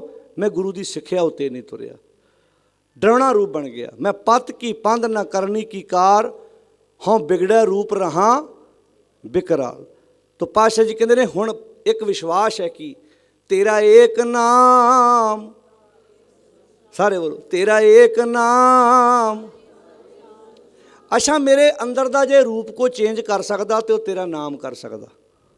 ਤੇਰੇ ਨਾਮ ਤੋਂ ਬਿਨਾਂ, ਤੇਰੀ ਸਿੱਖਿਆ ਤੋਂ ਬਿਨਾਂ, ਪਰਮੇਸ਼ਰ ਜੀ ਤੁਹਾਡੀ ਵਿਚਾਰ ਤੋਂ ਬਿਨਾਂ ਮੇਰੇ ਅੰਦਰ ਦਾ ਰੂਪ ਕੋਈ ਦੂਜਾ ਬਦਲ ਨਹੀਂ ਸਕਦਾ। ਤੇ ਇੱਕ ਬੇਨਤੀ ਕਰਾਂ, ਜੇ ਅੰਦਰ ਦਾ ਰੂਪ ਵਧੀਆ ਹੋਵੇ, ਬਾਹਰ ਦੀ ਕਰੂਪਤਾ ਵੀ ਢੱਕੀ ਜਾਂਦੀ ਆ। ਜੇ ਬੰਦਾ ਅੰਦਰੋਂ ਸੋਹਣਾ ਹੋਵੇ ਨਾ, ਕੋਈ ਨਹੀਂ ਵੇਂਦਾ ਦਾ ਰੰਗ ਕਾਲਾ ਹੈ, ਚਿੱਟਾ ਹੈ, ਇਹਦੀ ਹਾਈਟ ਘੱਟ ਹੈ, ਵੱਧ ਹੈ। ਅਗਲਾ ਕਹਿੰਦਾ ਕਿਰਦਾਰ ਵੇਖੋ। ਤੁਸੀਂ ਆਪਣੇ ਕਿਸੇ ਰਿਸ਼ਤੇਦਾਰ ਵੱਲ ਧਿਆਨ ਮਾਰ ਕੇ ਵੇਖ ਲਓ। ਤੁਸੀਂ ਕਿਸੇ ਬੰਦੇ ਦੇ ਤਨ ਦੀ ਤਾਰੀਫ ਕਿੰਨਾ ਕੁ ਚਿਰ ਕਰ ਸਕਦੇ ਭਲਾ? ਵੱਧ ਤੋਂ ਵੱਧ 2-4 ਮਿੰਟ। ਇਹਦਾ ਨੱਕ ਬੜਾ ਸੋਹਣਾ, ਇਹਦਾ ਮੱਥਾ ਬੜਾ ਸੋਹਣਾ, ਇਹਦੀ ਹਾਈਟ ਬੜੀ ਲੰਬੀ ਹੈ। 2-4 ਮਿੰਟ 'ਚ ਮੈਟਰ ਮੁੱਕ ਜਾਣਾ। ਪਰ ਜੇ ਕਿਸੇ ਬੰਦੇ ਦੇ ਅੰਦਰ ਦੀ ਖੂਬਸੂਰਤੀ ਬਿਆਨ ਕਰਨੀ ਹੋਵੇ, ਹੋ ਸਕਦਾ ਕਈ ਸਾਲ ਲੱਗ ਜਾਣ ਕਿ ਬੰਦਾ ਆਪਣਾ ਵਿਗਾੜ ਕੇ ਵੀ ਸਵਾਰਦਾ ਹੈ। ਅੱਧੀ ਰਾਤ ਆਵਾਜ਼ ਮਾਰੋ, ਤੁਹਾਡੇ ਨਾਲ ਤੁਰਦਾ ਹੈ, ਬਿਨਾਂ ਸਵਾਰ ਤੋਂ ਤੁਰਦਾ ਹੈ। ਇਹ ਉਹਦੇ ਅੰਦਰ ਦੇ ਰੂਪ ਦੀ ਗੱਲ ਹੈ। ਜਿਹੜਾ ਅੰਦਰ ਦਾ ਰੂਪ ਹੈ ਨਾ, ਜਦੋਂ ਅੰਦਰ ਦੀ ਖੂਬਸੂਰਤੀ ਬਾਹਰ ਦੀ ਕਰੂਪਤਾ ਨੂੰ ਢੱਕ ਦਿੰਦੀ ਹੈ। ਬਾਹਰੋਂ ਜਿੰਨਾ ਮਰਜ਼ੀ ਬੰਦਾ ਸੋਹਣਾ ਸੁਨੱਖਾ ਹੋਵੇ, ਪਰ ਜੇ ਅੰਦਰ ਕਰੂਪ ਹੈ, ਸਮਾਜ ਵਿੱਚ ਇੱਜ਼ਤ ਨਹੀਂ ਬਣ ਪਾਉਣੀ। ਪਾਤਸ਼ਾਹ ਜੀ ਇੱਥੇ ਬਖਸ਼ਿਸ਼ ਕਰਦੇ ਨੇ, ਸੋਹਣੀ ਵਿਚਾਰ ਦਿੰਦੇ ਨੇ। ਤੇਰਾ ਏਕ ਨਾਮ ਤਾਰੇ ਸੰਸਾਰ, ਮੈਂ ਇਹ ਆਸ ਇਹੋ ਆਧਾਰ। ਮੈਨੂੰ ਇਹ ਆਸ ਆ, ਮੈਨੂੰ ਇਹ ਆਧਾਰ ਆ, ਮੈਨੂੰ ਇਹ ਭਰੋਸਾ ਹੈ, ਮੈਨੂੰ ਵਿਸ਼ਵਾਸ ਹੈ ਤੁਹਾਡਾ ਇੱਕ ਨਾਮ ਮੇਰੇ ਅੰਦਰ ਦਾ ਰੂਪ ਚੇਂਜ ਕਰ ਸਕਦਾ ਹੈ, ਮੇਰੇ ਅੰਦਰ ਦੀ ਕਰੂਪਤਾ ਬਦਲ ਸਕਦਾ ਹੈ। ਹੁਣ ਅਗਲਾ ਬੰਦ ਸੁਣਿਓ, ਜਿਹੜਾ ਸ਼ਬਦ ਦਾ ਪਹਿਲਾ ਬੰਦ ਹੈ। ਉਹ 'ਚ ਪਤਾ ਮਹਾਰਾਜ ਕੀ ਕਹਿੰਦੇ ਨੇ? ਸ਼ਿਕਾਰ ਦੀ ਗੱਲ ਕਰਦੇ ਨੇ। ਅੱਜ ਕੱਲ੍ਹ ਤਾਂ ਜੰਗਲ ਇੰਨੇ ਨਹੀਂ ਰਹੇ ਜਿੱਥੇ ਕੋਈ ਬੰਦਾ ਸ਼ਿਕਾਰ ਖੇਡਣ ਜਾਵੇ। ਅਤੇ ਜ਼ਿੰਦਗੀ 'ਚ ਹੋ ਸਕਦਾ ਕਿਸੇ ਬੰਦੇ ਨੇ ਸ਼ਿਕਾਰ ਨਾ ਖੇਡਿਆ ਹੋਣਾ। ਆਪਾਂ ਜਿਵੇਂ ਬੈਠੇ ਆਪਾਂ ਕਿਤੇ ਸ਼ਿਕਾਰੀ ਥੋੜ੍ਹਾ ਵਾਂ। ਇੱਕ ਸ਼ਿਕਾਰ ਹੁੰਦਾ ਬਾਹਰ ਦਾ, ਜਿੱਥੇ ਸਾਡਾ ਸਰੀਰ ਸ਼ਿਕਾਰ ਖੇਡਣ ਜਾਂਦਾ ਹੈ। ਪਰ ਇੱਥੇ ਗੁਰੂ ਸਾਹਿਬ ਜੀ ਬੰਦੇ ਦੇ ਅੰਦਰ ਦੀ ਗੱਲ ਕਰ ਰਹੇ ਨੇ। ਜਿਹੜਾ ਅੰਦਰ ਦਾ ਸ਼ਿਕਾਰ ਹੈ ਨਾ, ਉਹ ਟਾਵਾਂ ਬਚਿਆ ਹੋਏਗਾ ਜਿਹੜੇ ਬੰਦੇ ਨੇ ਆਪਣੇ ਅੰਦਰ ਇਹ ਸ਼ਿਕਾਰ ਨਹੀਂ ਖੇਡਿਆ ਹੋਏਗਾ। ਜਦੋਂ ਸ਼ਿਕਾਰੀ ਸ਼ਿਕਾਰ ਖੇਡਣ ਜਾਂਦਾ, ਉਹਦੇ ਕੋਲ ਇੱਕ ਕੁੱਤਾ ਹੁੰਦਾ, ਨਾਲ ਲੰਮੇ ਲੰਮੇ ਮੂੰਹ ਵਾਲੀਆਂ ਕੁੱਤੀਆਂ ਹੁੰਦੀਆਂ ਨੇ, ਤੇਜ਼ ਉਹਦੇ ਕੋਲ ਹਥਿਆਰ ਹੁੰਦੇ ਨੇ, ਕਿਉਂਕਿ ਉਹਨੇ ਸ਼ਿਕਾਰ ਮਾਰ ਕੇ ਲੈ ਕੇ ਆਉਣਾ। ਉਹਨੇ ਆਪਣੀ ਪੇਟ ਦੀ ਅੱਗ ਉਸ ਮਰੇ ਹੋਏ ਸ਼ਿਕਾਰ ਦੇ ਨਾਲ ਬੁਝਾਉਣੀ ਆ। ਇੱਥੇ ਪਾਤਸ਼ਾਹ ਜੀ ਕਹਿੰਦੇ ਨੇ, ਮੇਰੇ ਕੋਲ ਵੀ ਇੱਕ ਕੁੱਤਾ ਹੈ, ਮੈਂ ਵੀ ਸ਼ਿਕਾਰ ਖੇਡਣ ਜਾਂਦਾ ਹਾਂ। ਕਿਉਂ?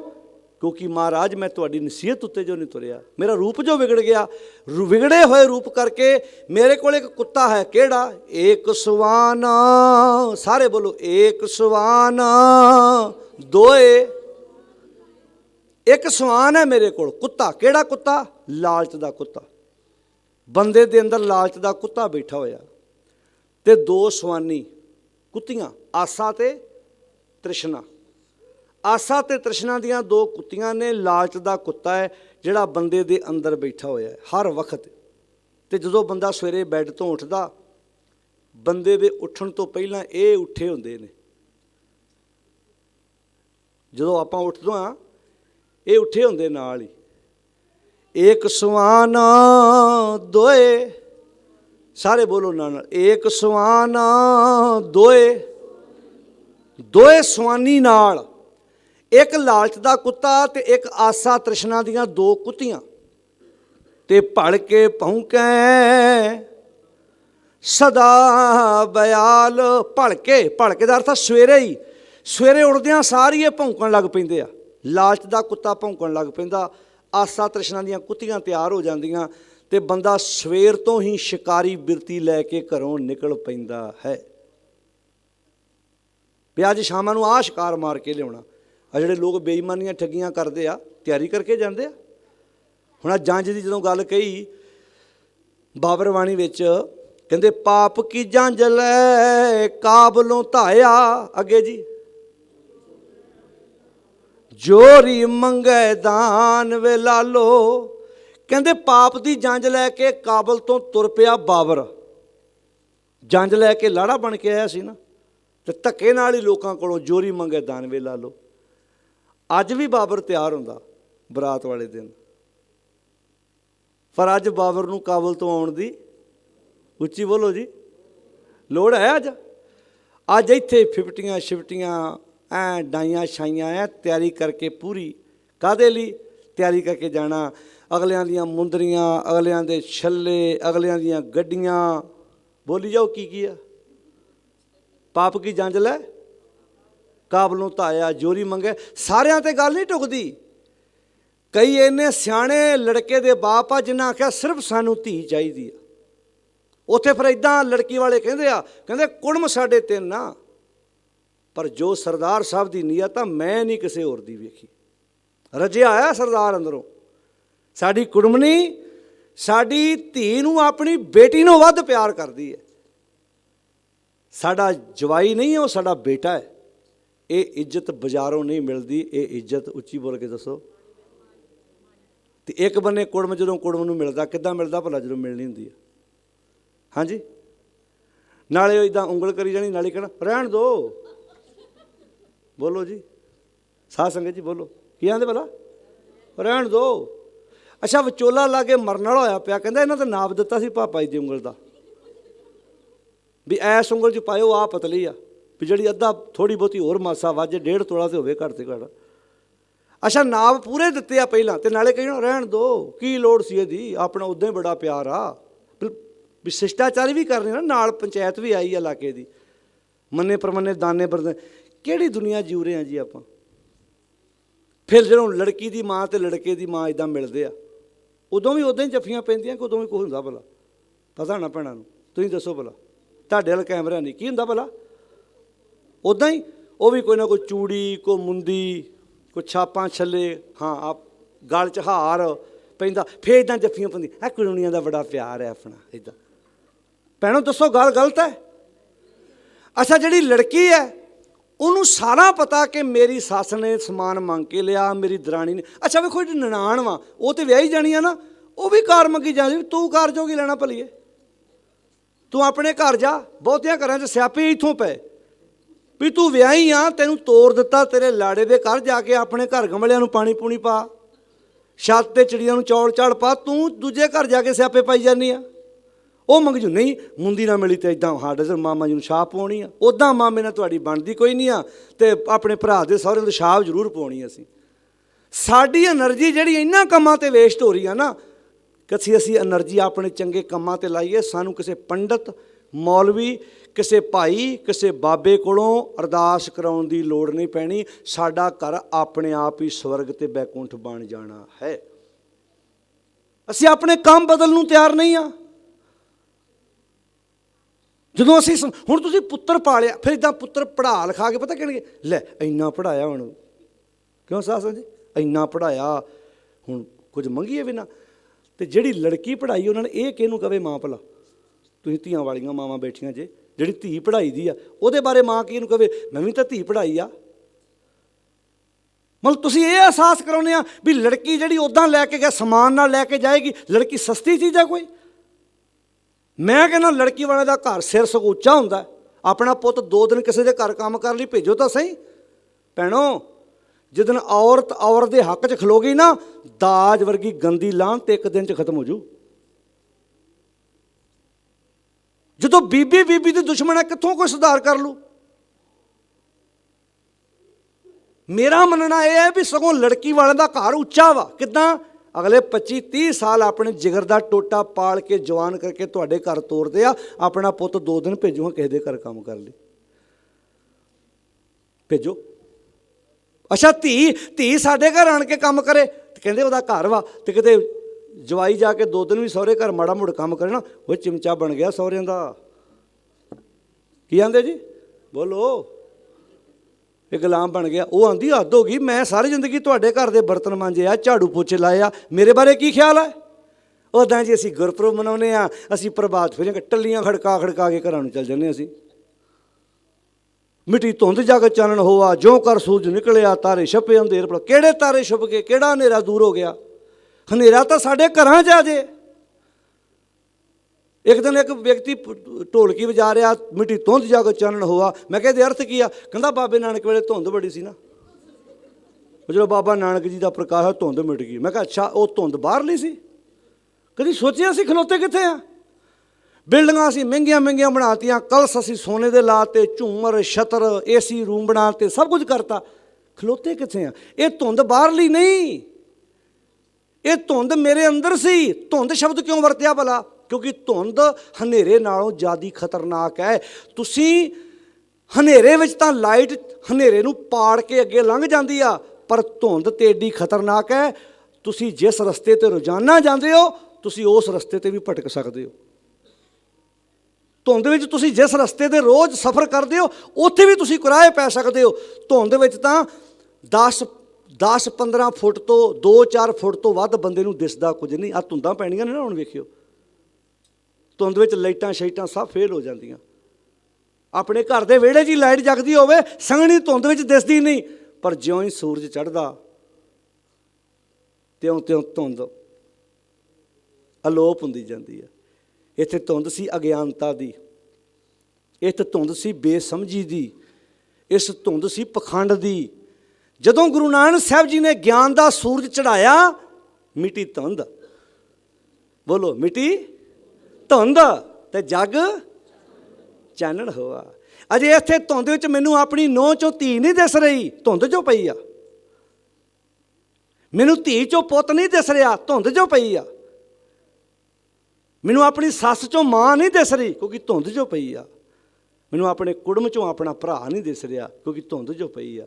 ਜਦੋਂ ਧੁੰਦ ਮਿਟ ਗਈ, ਫਿਰ ਤਾਂ ਇੱਕ ਬੈੱਡ 'ਤੇ ਨੂੰਹ ਸੱਸ ਇੱਦਾਂ ਬੈਠੀਆਂ ਹੋਣਗੀਆਂ, ਵੇਖਣ ਵਾਲਾ ਕਹੂ ਇਹ ਮਾਵਾਂ ਧੀਆਂ ਨੇ। ਕਦੇ ਇੱਦਾਂ ਭੁਲੇਖਾ ਪਿਆ ਕਿਸੇ ਨੂੰ? ਜੇ ਇੱਦਾਂ ਪੈ ਜੇ ਘਰ ਸਵਰਗਾ। ਇੱਦਾਂ ਨੂੰਹ ਸੱਸ ਬਹਿ ਕੇ ਮੀਟਿੰਗ ਕਰਦੀਆਂ ਹੋਣ, ਸਲਾਹਾਂ ਕਰਦੀਆਂ ਹੋਣ, ਇੱਦਾਂ ਤੂੰ ਆਹ ਕਰ ਲਾ, ਮੈਂ ਆਹ ਕਰ ਲੈਂਦੀ ਹਾਂ, ਤੂੰ ਆਹ ਕਰ ਲਾ, ਮੈਂ ਆਹ ਕਰ ਲੈਂਦੀ ਹਾਂ, ਘਰ ਸਵਰਗ ਬਣ ਜੂ। ਕਿਸੇ ਜੋਤਸ਼ੀ ਪੰਡਤ ਬਾਬੇ ਮੌਲਵੀ ਕੋ ਬਾਹਰ ਜਾਣ ਦੀ ਲੋੜ ਨਹੀਂ। ਗੁਰੂ ਸਾਹਿਬ ਜੀ ਨੇ ਸਿਧਾਂਤ ਬਖਸ਼ਿਸ਼ ਸਾਡੀ ਝੋਲੀ 'ਚ ਇੰਨਾ ਪਵਿੱਤਰ ਗਿਆਨ ਪਾ ਕੇ ਸਾਨੂੰ ਜਾਗਰਤ ਕੀਤਾ। ਪਾਤਸ਼ਾਹ ਜੀ ਕਹਿੰਦੇ ਇੱਕ ਸਵਾਨ ਲਾਲਚ ਦਾ ਕੁੱਤਾ, ਦੋਏ ਸਵਾਨੀ ਨਾਲ, ਦੋ ਸਵਾਨੀਆਂ ਆਸਾ ਤੇ ਤ੍ਰਿਸ਼ਨਾ ਦੀਆਂ ਦੋ ਕੁੱਤੀਆਂ, ਭਲ ਕੇ ਭੌਂਕੇ ਭਲ ਕੇ। ਬਾ ਮਹਾਰਾਜ ਜਦੋਂ ਮੈਂ ਸਵੇਰੇ ਬੈੱਡ ਤੋਂ ਉੱਠਦਾ, ਮੇਰੇ ਨਾਲ ਇਹ ਸਵੇਰੇ ਤਿੰਨੇ ਉੱਠ ਪੈਂਦੇ ਨੇ। ਭਲ ਕੇ ਭੌਂਕੇ ਸਦਾ ਬਿਆਲ, ਕੂੜ ਸ਼ੁਰਾ। ਅੱਛਾ, ਨਾਲ ਸ਼ੁਰਾ ਵੀ ਚਾਹੀਦਾ, ਕਿਉਂ ਸਾਧ ਸੰਗਤ ਜੀ? ਬੰਦੇ ਕੋਲ ਤੇਜ਼ ਸ਼ੁਰਾ ਹੋਵੇ ਤੇ ਉੱਥੇ ਪੁਲਿਸ ਵਾਲਿਆਂ ਨੇ ਨਾਕਾ ਲਾਇਆ ਹੋਵੇ, ਉਹ ਸ਼ੁਰੇ ਦਾ ਪਰਚਾ ਕੱਟ ਸਕਦੇ ਆ, ਚਲਾਨ ਕੱਟ ਸਕਦੇ ਆ, ਤੂੰ ਤੇਜ਼ ਵੈਪਨ ਲਈ ਫਿਰਦਾ, ਹਥਿਆਰ ਲਈ ਫਿਰਦਾ ਆਪਣੇ ਕੋਲ। ਆੜਾ ਝੂਠ ਦਾ ਸ਼ੁਰਾ ਨਾ, ਇਹ ਕਿਸੇ ਐਕਸਰੇ 'ਚ ਆਉਂਦਾ ਹੀ ਨਹੀਂ, ਕਿਉਂ ਸਾਧ ਸੰਗਤ ਜੀ? ਜਿਹੜਾ ਝੂਠ ਦਾ ਸ਼ੁਰਾ ਵਾ, ਇਹ ਕਿਸੇ ਐਕਸਰੇ 'ਚ ਨਹੀਂ ਆਉਂਦਾ। ਆਉਂਦਾ? ਤੁਸੀਂ ਕਿਸੇ ਬੰਦੇ ਨੂੰ ਕਹੋ ਆ ਦੱਸਿਓ ਮੇਰੇ 'ਚ ਝੂਠ ਕਿੰਨਾ ਕੁ ਭਲਾ, ਪੱਥਰੀ ਆ ਜੂ 4 mm ਦੀ ਆ, 5 mm ਦੀ, 8 mm ਦੀ ਆ, ਪਰ ਝੂਠ ਕਿੰਨਾ? ਬੋਲੋ। ਇਹਦੇ ਲਈ ਕੋਈ ਐਕਸਰਾ ਨਹੀਂ ਬਣਿਆ। ਇਹ ਬੰਦੇ ਨੂੰ ਪਤਾ ਆਪਣੇ ਬਾਰੇ ਵੀ ਮੈਂ ਕਿੰਨਾ ਕੁ ਬੋਲਦਾ ਸਵੇਰ ਤੋਂ ਲੈ ਕੇ ਸ਼ਾਮ ਤੱਕ। ਕੂੜ ਸ਼ੁਰਾ ਅੱਗੇ ਜੀ, ਮੁੱਠਾ ਮੁਰਦਾ। ਅੱਛਾ, ਕਈ ਬੰਦੇ ਕਹਿੰਦੇ ਸੱਚ ਬੋਲਣਾ ਬੜਾ ਔਖਾ ਹੈ। ਇਹ ਗਲਤ ਗੱਲ ਕਹਿੰਦੇ ਜਿਹੜੇ ਕਹਿੰਦੇ ਆ ਝੂਠ ਬੋਲਣਾ ਬਹੁਤ ਔਖਾ ਹੈ। ਪਤਾ ਕਿਉਂ? ਸੱਚ ਬੋਲ ਕੇ ਜਾ ਕੇ ਘਰ ਸੌਂ ਜਾਓ, ਝੂਠ ਬੋਲ ਕੇ ਡਾਇਰੀ ਲਾਉਣੀ ਪੈਂਦੀ ਆ, ਉਹਦੇ ਨਾਲ ਕਿਹੜਾ ਬੋਲਿਆ, ਉਹਦੇ ਨਾਲ ਕਿਹੜਾ ਬੋਲਿਆ। ਕਿਉਂ ਸਾਧ ਸੰਗਤ ਜੀ? ਤੁਸੀਂ ਆਪਣੇ ਘਰ ਦੇ 5 ਜੀਆਂ ਨਾਲ ਵੱਖ-ਵੱਖ ਝੂਠ ਬੋਲਿਆ ਹੋਣ ਨਾ, ਤੇ ਤੁਹਾਨੂੰ 2-4 ਮਹੀਨੇ ਬਾਅਦ ਚੇਤਾ ਭੁੱਲ ਜਾਣਾ ਇਹਨੂੰ ਕੀ ਕਿਹਾ ਸੀ। ਤੇ ਸੱਚ ਬੋਲ ਕੇ ਚੇਤਾ ਰੱਖਣ ਦੀ ਲੋੜ ਹੈ। ਇਸ ਕਰਕੇ ਝੂਠ ਬੋਲਣਾ ਔਖਾ ਵਾ, ਸੱਚ ਬੋਲਣਾ ਸੌਖਾ ਵਾ। ਪਰ ਅਸੀਂ ਝੂਠ 'ਚ ਰਹਿ ਰਹੇ ਨਾ। ਕੋਈ ਸੱਚ ਦਾ ਤੇ ਕਾਲ ਪੈ ਗਿਆ, ਸੱਚ ਕਾਲ ਕੂੜ ਵਰਤਿਆ ਵਾ, ਤੇ ਕੱਲ ਕਾਲਖ ਬੇਤਾਲ ਵਾ। ਤੇ ਫਿਰ ਝੂਠ ਦਾ ਬੋਲਬਾਲਾ ਹੋਣ ਕਰਕੇ ਸਾਨੂੰ ਝੂਠ ਬੋਲਣਾ ਸੌਖਾ ਲੱਗਦਾ, ਪਰ ਵਾਸਤਵ 'ਚ ਇਹ ਸੀ ਝੂਠ ਬੋਲਣਾ ਔਖਾ ਵਾ। ਆਦਤ ਪਾੜ ਲਓ, ਜਿੰਨੀ ਗੱਲ ਹੈਗੀ ਓਨੀ ਕਹਿ ਦਿਓ, ਸੌਖੇ ਰਵਾਂਗੇ ਇਹਦੇ ਨਾਲ। ਹੌਲਾ ਭਾਰ, ਜਿਹਨੂੰ ਪੰਜਾਬੀ 'ਚ ਕਹਿੰਦੇ ਹੌਲਾ ਭਾਰ ਸਾਥ ਦੇ ਮੋਹਰੇ। ਭਾਰ ਹੌਲਾ ਹੋਵੇ ਨਾ, ਬੰਦਾ ਅੱਗੇ ਅੱਗੇ ਭੱਜਾ ਫਿਰਦਾ। ਅੱਜ ਭਾਰ ਹੀ ਚੱਕੀ ਫਿਰਦੇ, ਹੋਰ ਭਾਰ ਸਿਰ 'ਤੇ ਹੈ ਕਾਹਦਾ ਭਲਾ? ਇਹੋ ਹੀ ਭਾਰ 'ਚ, ਇਹੋ ਹੀ ਤੇ ਜਾਲ ਹੈ ਜਿਸ ਜਾਲ 'ਚ ਅਸੀਂ ਆਪੇ ਫਸ ਗਏ ਹਾਂ। ਕੂੜ ਸ਼ੁਰਾ, ਝੂਠ ਦਾ ਸ਼ੁਰਾ, ਮੁੱਠਾ ਮੁਰਦਾਰ। ਮੈਂ ਰੋਜ਼ ਹੀ ਮੁਰਦਾਰ ਖਾ ਰਿਹਾ। ਕਿਸੇ ਨਾਲ ਠੱਗੀ ਮਾਰਨੀ ਕੀ ਆ ਭਲਾ? ਮਾਸ ਖਾਣਾ। ਬੋਲੋ ਸਾਧ ਸੰਗਤ ਜੀ, ਕਿਸੇ ਨਾਲ ਠੱਗੀ ਮਾਰਨੀ ਕੀ ਆ? ਉੱਚੀ ਬੋਲੋ ਪਿਆਰਿਓ, ਮਾਸ ਖਾਣਾ। ਮੁੱਠਾ ਮੁਰਦਾਰ, ਕੂੜ ਸ਼ੁਰਾ, ਮੁੱਠਾ ਮੁਰਦਾਰ। ਕਿਸੇ ਨੂੰ ਮੁੱਠ ਲੈਣਾ, ਕਿਸੇ ਨਾਲ ਧੋਖਾ ਕਰ ਲੈਣਾ, ਕਿਸੇ ਨਾਲ ਠੱਗੀ ਮਾਰ ਲੈਣੀ। ਅੱਛਾ, ਸਬਜ਼ੀ ਵਾਲੀ ਦੁਕਾਨ 'ਤੇ ਜਾ ਕੇ ਉਹਦਾ ਧਿਆਨ ਇੱਧਰ ਪਿਆ, ਮੈਂ 4 ਆਲੂ ਚੁੱਕ ਕੇ ਉੱਦਾਂ ਪਾ ਲਏ ਲਿਫਾਫੇ 'ਚ, ਉੱਦਾਂ ਮੈਂ ਕਿਹਾ ਮੈਂ ਪਿਓਰ ਵੈਜੀਟੇਰੀਅਨ ਹਾਂ। ਉੱਚੀ ਬੋਲੋ, ਮੈਂ ਪਿਓਰ, ਉੱਚੀ ਬੋਲੋ, ਪਿਓਰ। 4 ਆਲੂ ਚੋਰੀ ਚੁੱਕ ਕੇ ਲੈ ਆਂਦਾ, ਤੂੰ ਮਾਸ ਖਾ ਲਿਆ। ਤੂੰ ਠੱਗੀ ਮਾਰੀ। ਪਤਾ ਨਹੀਂ ਵਿਚਾਰੇ ਨੂੰ 2 ਕਿਲੋਆਂ ਚੋਂ 4 ਆਲੂ ਬਚਣੇ ਸੀ। ਸਵੇਰ ਦਾ ਮੰਡੀ 'ਚ ਗਿਆ, ਤੜਕੇ ਆ ਦਾ ਜਿੱਥੇ ਬੰਦੇ ਦਾ ਲੱਗਦਾ ਨਾ ਲਾਈ ਜਾਂਦਾ, ਰੇਹੜੀ ਵਾਲਾ ਕਸਟਮਰ ਨਾਲ ਲਾਈ ਜਾਂਦਾ, ਕਸਟਮਰ ਕਿਤੇ ਨਾ ਕਿਤੇ ਬੋਲੋ ਰੇਹੜੀ ਵਾਲੇ ਨਾਲ ਲਾਈ ਜਾਂਦਾ, ਇੱਧਰੋਂ ਇੱਧਰ ਕਿਤੇ ਨਾ ਕਿਤੇ ਚੱਲੀ ਜਾਂਦਾ। ਬੰਦੇ ਨੂੰ ਸੰਤੁਸ਼ਟੀ ਜੀ ਨਾ ਆਉਂਦੀ। ਕਈਆਂ ਨੂੰ ਆਦਤ ਨਹੀਂ ਪੈਂਦੀ ਇੱਥੋਂ ਚਪਲਾਂ ਚੁੱਕ ਕੇ ਉੱਥੇ ਰੱਖ, ਉੱਥੇ ਚੁੱਕ ਕੇ ਉੱਥੇ ਰੱਖ, ਉੱਥੇ ਚੁੱਕ ਕੇ ਉੱਥੇ ਰੱਖ, ਵਿਹਲੇ ਨਹੀਂ ਬਹਿ ਸਕਦੇ। ਇਹ ਇਨਸਾਨੀ ਫਿਤਰਤ ਵਾ। ਜਿੱਦਣ ਤੁਸੀਂ ਆਪਣੀ ਸੱਚੀ ਸੁੱਚੀ ਕਿਰਤ ਕਮਾਈ ਕਰਨ ਲੱਗ ਪਏ, ਉਹ ਦਿਨ ਸਭ ਤੋਂ ਵੱਡਾ ਤੁਹਾਡੇ ਮਨ ਦੇ ਉੱਤੋਂ ਭਾਰ ਲੈ ਜਾਏਗਾ। ਅਜੇ ਬੰਦੇ ਨੂੰ ਪਤਾ ਕੀ ਲੱਗਦਾ ਵੀ ਜੇ ਇੱਧਰ ਉੱਧਰ ਹੱਥ ਨਾ ਮਾਰਿਆ ਤਾਂ ਘਰ ਚੱਲਣਾ ਨਹੀਂ ਹੈਗਾ। ਮੰਨ ਲਓ ਐਗਜ਼ਾਮਪਲ ਦੇਣ ਲੱਗਾ, ਇੱਕ ਬੰਦੇ ਦੀ ਸੈਲਰੀ 80,000 ਰੁਪਈਆ, 90,000 ਰੁਪਈਆ, ਮੰਨ ਲਓ ਲੱਖ ਆ, ਉਹਨੂੰ ਫੇਰ ਵੀ ਸੰਤੁਸ਼ਟੀ ਨਹੀਂ। ਉਹ ਕਹਿੰਦਾ ਜਦੋਂ ਇੱਧਰੋਂ ਉੱਧਰੋਂ ਹੱਥ ਨਾ ਮਾਰਾਂ ਮੇਰਾ ਘਰ ਨਹੀਂ ਚੱਲਦਾ। ਮੰਨ ਲਓ ਹੱਥ ਹੁੱਥ ਮਾਰ ਕੇ 1.5 ਬਣ ਜਾਂਦਾ ਕਿ 2 ਬਣ ਜਾਂਦਾ, ਚਲੋ 2 ਬਣ ਜਾਂਦਾ ਜੀ, ਲੱਖ ਉੱਤੋਂ ਬਣਾ ਲੈਂਦਾ 2। ਕੱਲ੍ਹ ਨੂੰ ਮੰਨ ਲਓ ਵੀ ਸਰਕਾਰ ਉਹਦੀ ਸੈਲਰੀ 2 ਲੱਖ ਕਰ ਦੇ, ਫੇਰ ਠੀਕ ਹੈ? ਨਹੀਂ, ਉਹਨੂੰ ਫੇਰ ਹੋਣਾ ਇੱਧਰ ਉੱਧਰ ਹੱਥ ਮਾਰ, ਫੇਰ ਕਿੱਥੇ ਚਲ ਗਈ ਗੱਲ 3 ਤੇ। ਚਲੋ ਸਮਾਂ ਪਾ ਕੇ ਸਰਕਾਰ 3 ਤਨਖਾਹ ਕਰ ਦਿੰਦੀ ਹੈ, ਹੁਣ ਠੀਕ ਹੈ? ਉਹਨੂੰ ਫੇਰ ਹੁੰਦਾ ਵੀ ਜਦੋਂ ਤੱਕ ਆ ਡੱਬੇ 'ਚ ਨਹੀਂ ਨਾ ਆਉਂਦੇ, ਆੜੇ ਫਾਈਲਾਂ ਨੂੰ ਸਰਕਾਰ ਜਿਹੜੇ ਕੰਮ ਕਰਾਉਂਦੇ ਆ ਲੋਕ ਧੱਕਾ ਲਾਉਂਦੇ ਆ। ਇਮਾਨਦਾਰ ਅਫਸਰ ਦਾ ਕਿਸੇ ਮਹਿਕਮੇ 'ਚ ਰਹਿਣ ਔਖਾ ਕਿਉਂ ਹੁੰਦਾ ਭਲਾ? ਕਿਉਂ ਔਖਾ ਹੁੰਦਾ? ਇਸੇ ਕਰਕੇ ਗੁਰੂ ਸਾਹਿਬ ਜੀ ਨੇ ਆਖਿਆ ਜਦੋਂ ਤੂੰ ਸੱਚੀ ਸੁੱਚੀ ਕਿਰਤ ਕਰੇਗਾ, ਇਮਾਨਦਾਰ ਦੀ ਕਿਰਤ ਕਰੇਗਾ। ਇਹ ਸਭ ਤੋਂ ਪਹਿਲਾਂ ਕਿਰਤ ਤਾਂ ਚੋਰ ਵੀ ਕਰਦਾ, ਅੱਧੀ ਰਾਤ ਉੱਠ ਕੇ ਜਾਣਾ ਚੋਰੀ ਕਰਨਾ ਕਿ ਸੌਖਾ ਕੰਮ ਆ, ਪਰ ਕਿਰਤ ਧਰਮ ਦੀ ਨਹੀਂ ਹੈਗੀ। ਉਹਦੀ ਧਰਮ ਦੀ ਕਿਰਤ ਸ਼ਬਦ ਵਰਤਿਆ, ਕਿਰਤ ਉਹ ਕਰ ਤੇਰੀ ਕਮਾਈ ਦੁੱਧ ਵਰਗੀ ਚਿੱਟੀ ਹੋਵੇ, ਭਾਂਡਾ ਧੋਏ ਬੈਸ ਤੂਪ ਦੇਵੋ ਤੋ ਦੁੱਧ ਕਰਮ ਫੁਨ ਸੁਰਤ ਸਮਾਇਣ। ਸਾਡੀ ਨੇਕ ਕਮਾਈ ਦੁੱਧ ਵਰਗੀ ਚਿੱਟੀ ਹੋਵੇ। ਹੁਣ ਇੱਥੇ ਪਾਤਸ਼ਾਹ ਜੀ ਕਹਿੰਦੇ ਨੇ ਕੂੜ ਸ਼ੁਰਾ ਮੁੱਠਾ ਮੁਰਦਾਰ। ਕੂੜ ਦਾ ਸ਼ੁਰਾ ਮੇਰੇ ਕੋਲ ਤੇ ਦੂਜਿਆਂ ਨੂੰ ਠੱਗੀ ਮਾਰਨੀ, ਮੈਂ ਮੁਰਦਾਰ ਖਾ ਰਿਹਾ।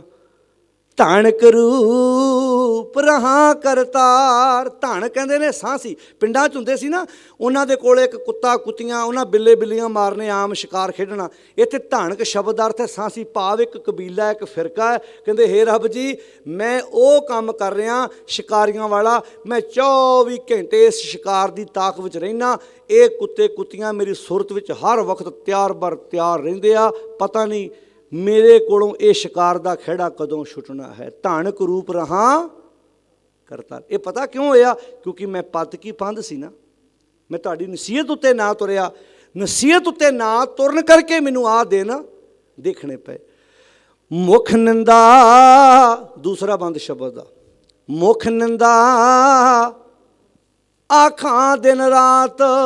ਮੈਂ ਆਪਣੇ ਮੁੱਖ ਵਿੱਚੋਂ ਨਿੰਦਿਆ ਦਿਨ ਰਾਤ ਹੀ ਕਰੀ ਜਾਣਾ। ਨਿੰਦਿਆ ਕੀ ਹੁੰਦੀ ਭਲਾ? ਕਿਸੇ ਬੰਦੇ ਨੂੰ ਬਦਨਾਮ ਕਰਨ ਲਈ ਕੋਲੋਂ ਗੱਲ ਬਣਾ ਕੇ ਉਹਦੇ ਪ੍ਰਤੀ ਉਡਾ ਦੇਣੀ, ਇਹ ਨਿੰਦਿਆ ਹੈ। ਫੁੱਲ ਨੂੰ ਕੰਡਾ ਕਹਿਣਾ ਨਿੰਦਿਆ ਹੈ, ਪਰ ਕੰਡੇ ਨੂੰ ਕੰਡਾ ਕਹਿਣਾ ਨਿੰਦਿਆ ਨਹੀਂ। ਤੇ ਫੋਕੀ ਉਸਤਤ ਕੀ ਆ? ਤੁਸੀਂ ਕੰਡੇ ਨੂੰ ਫੁੱਲ ਕਹੋ, ਇਹ ਫੋਕੀ ਵਡਿਆਈ ਆ। ਬਾਣੀ 'ਚ ਲਿਖਿਆ ਨਾ ਕਿਸੇ ਦੀ ਨਿੰਦਿਆ ਕਰੋ ਤੇ ਨਾ ਕਿਸੇ ਦੀ ਫੋਕੀ ਉਸਤਤ ਕਰੋ। ਉਸਤਤ ਨਿੰਦਾ ਦੋ ਤਿਆਗੈ, ਖੋਜੈ ਪਦ ਨਿਰਬਾਨਾ।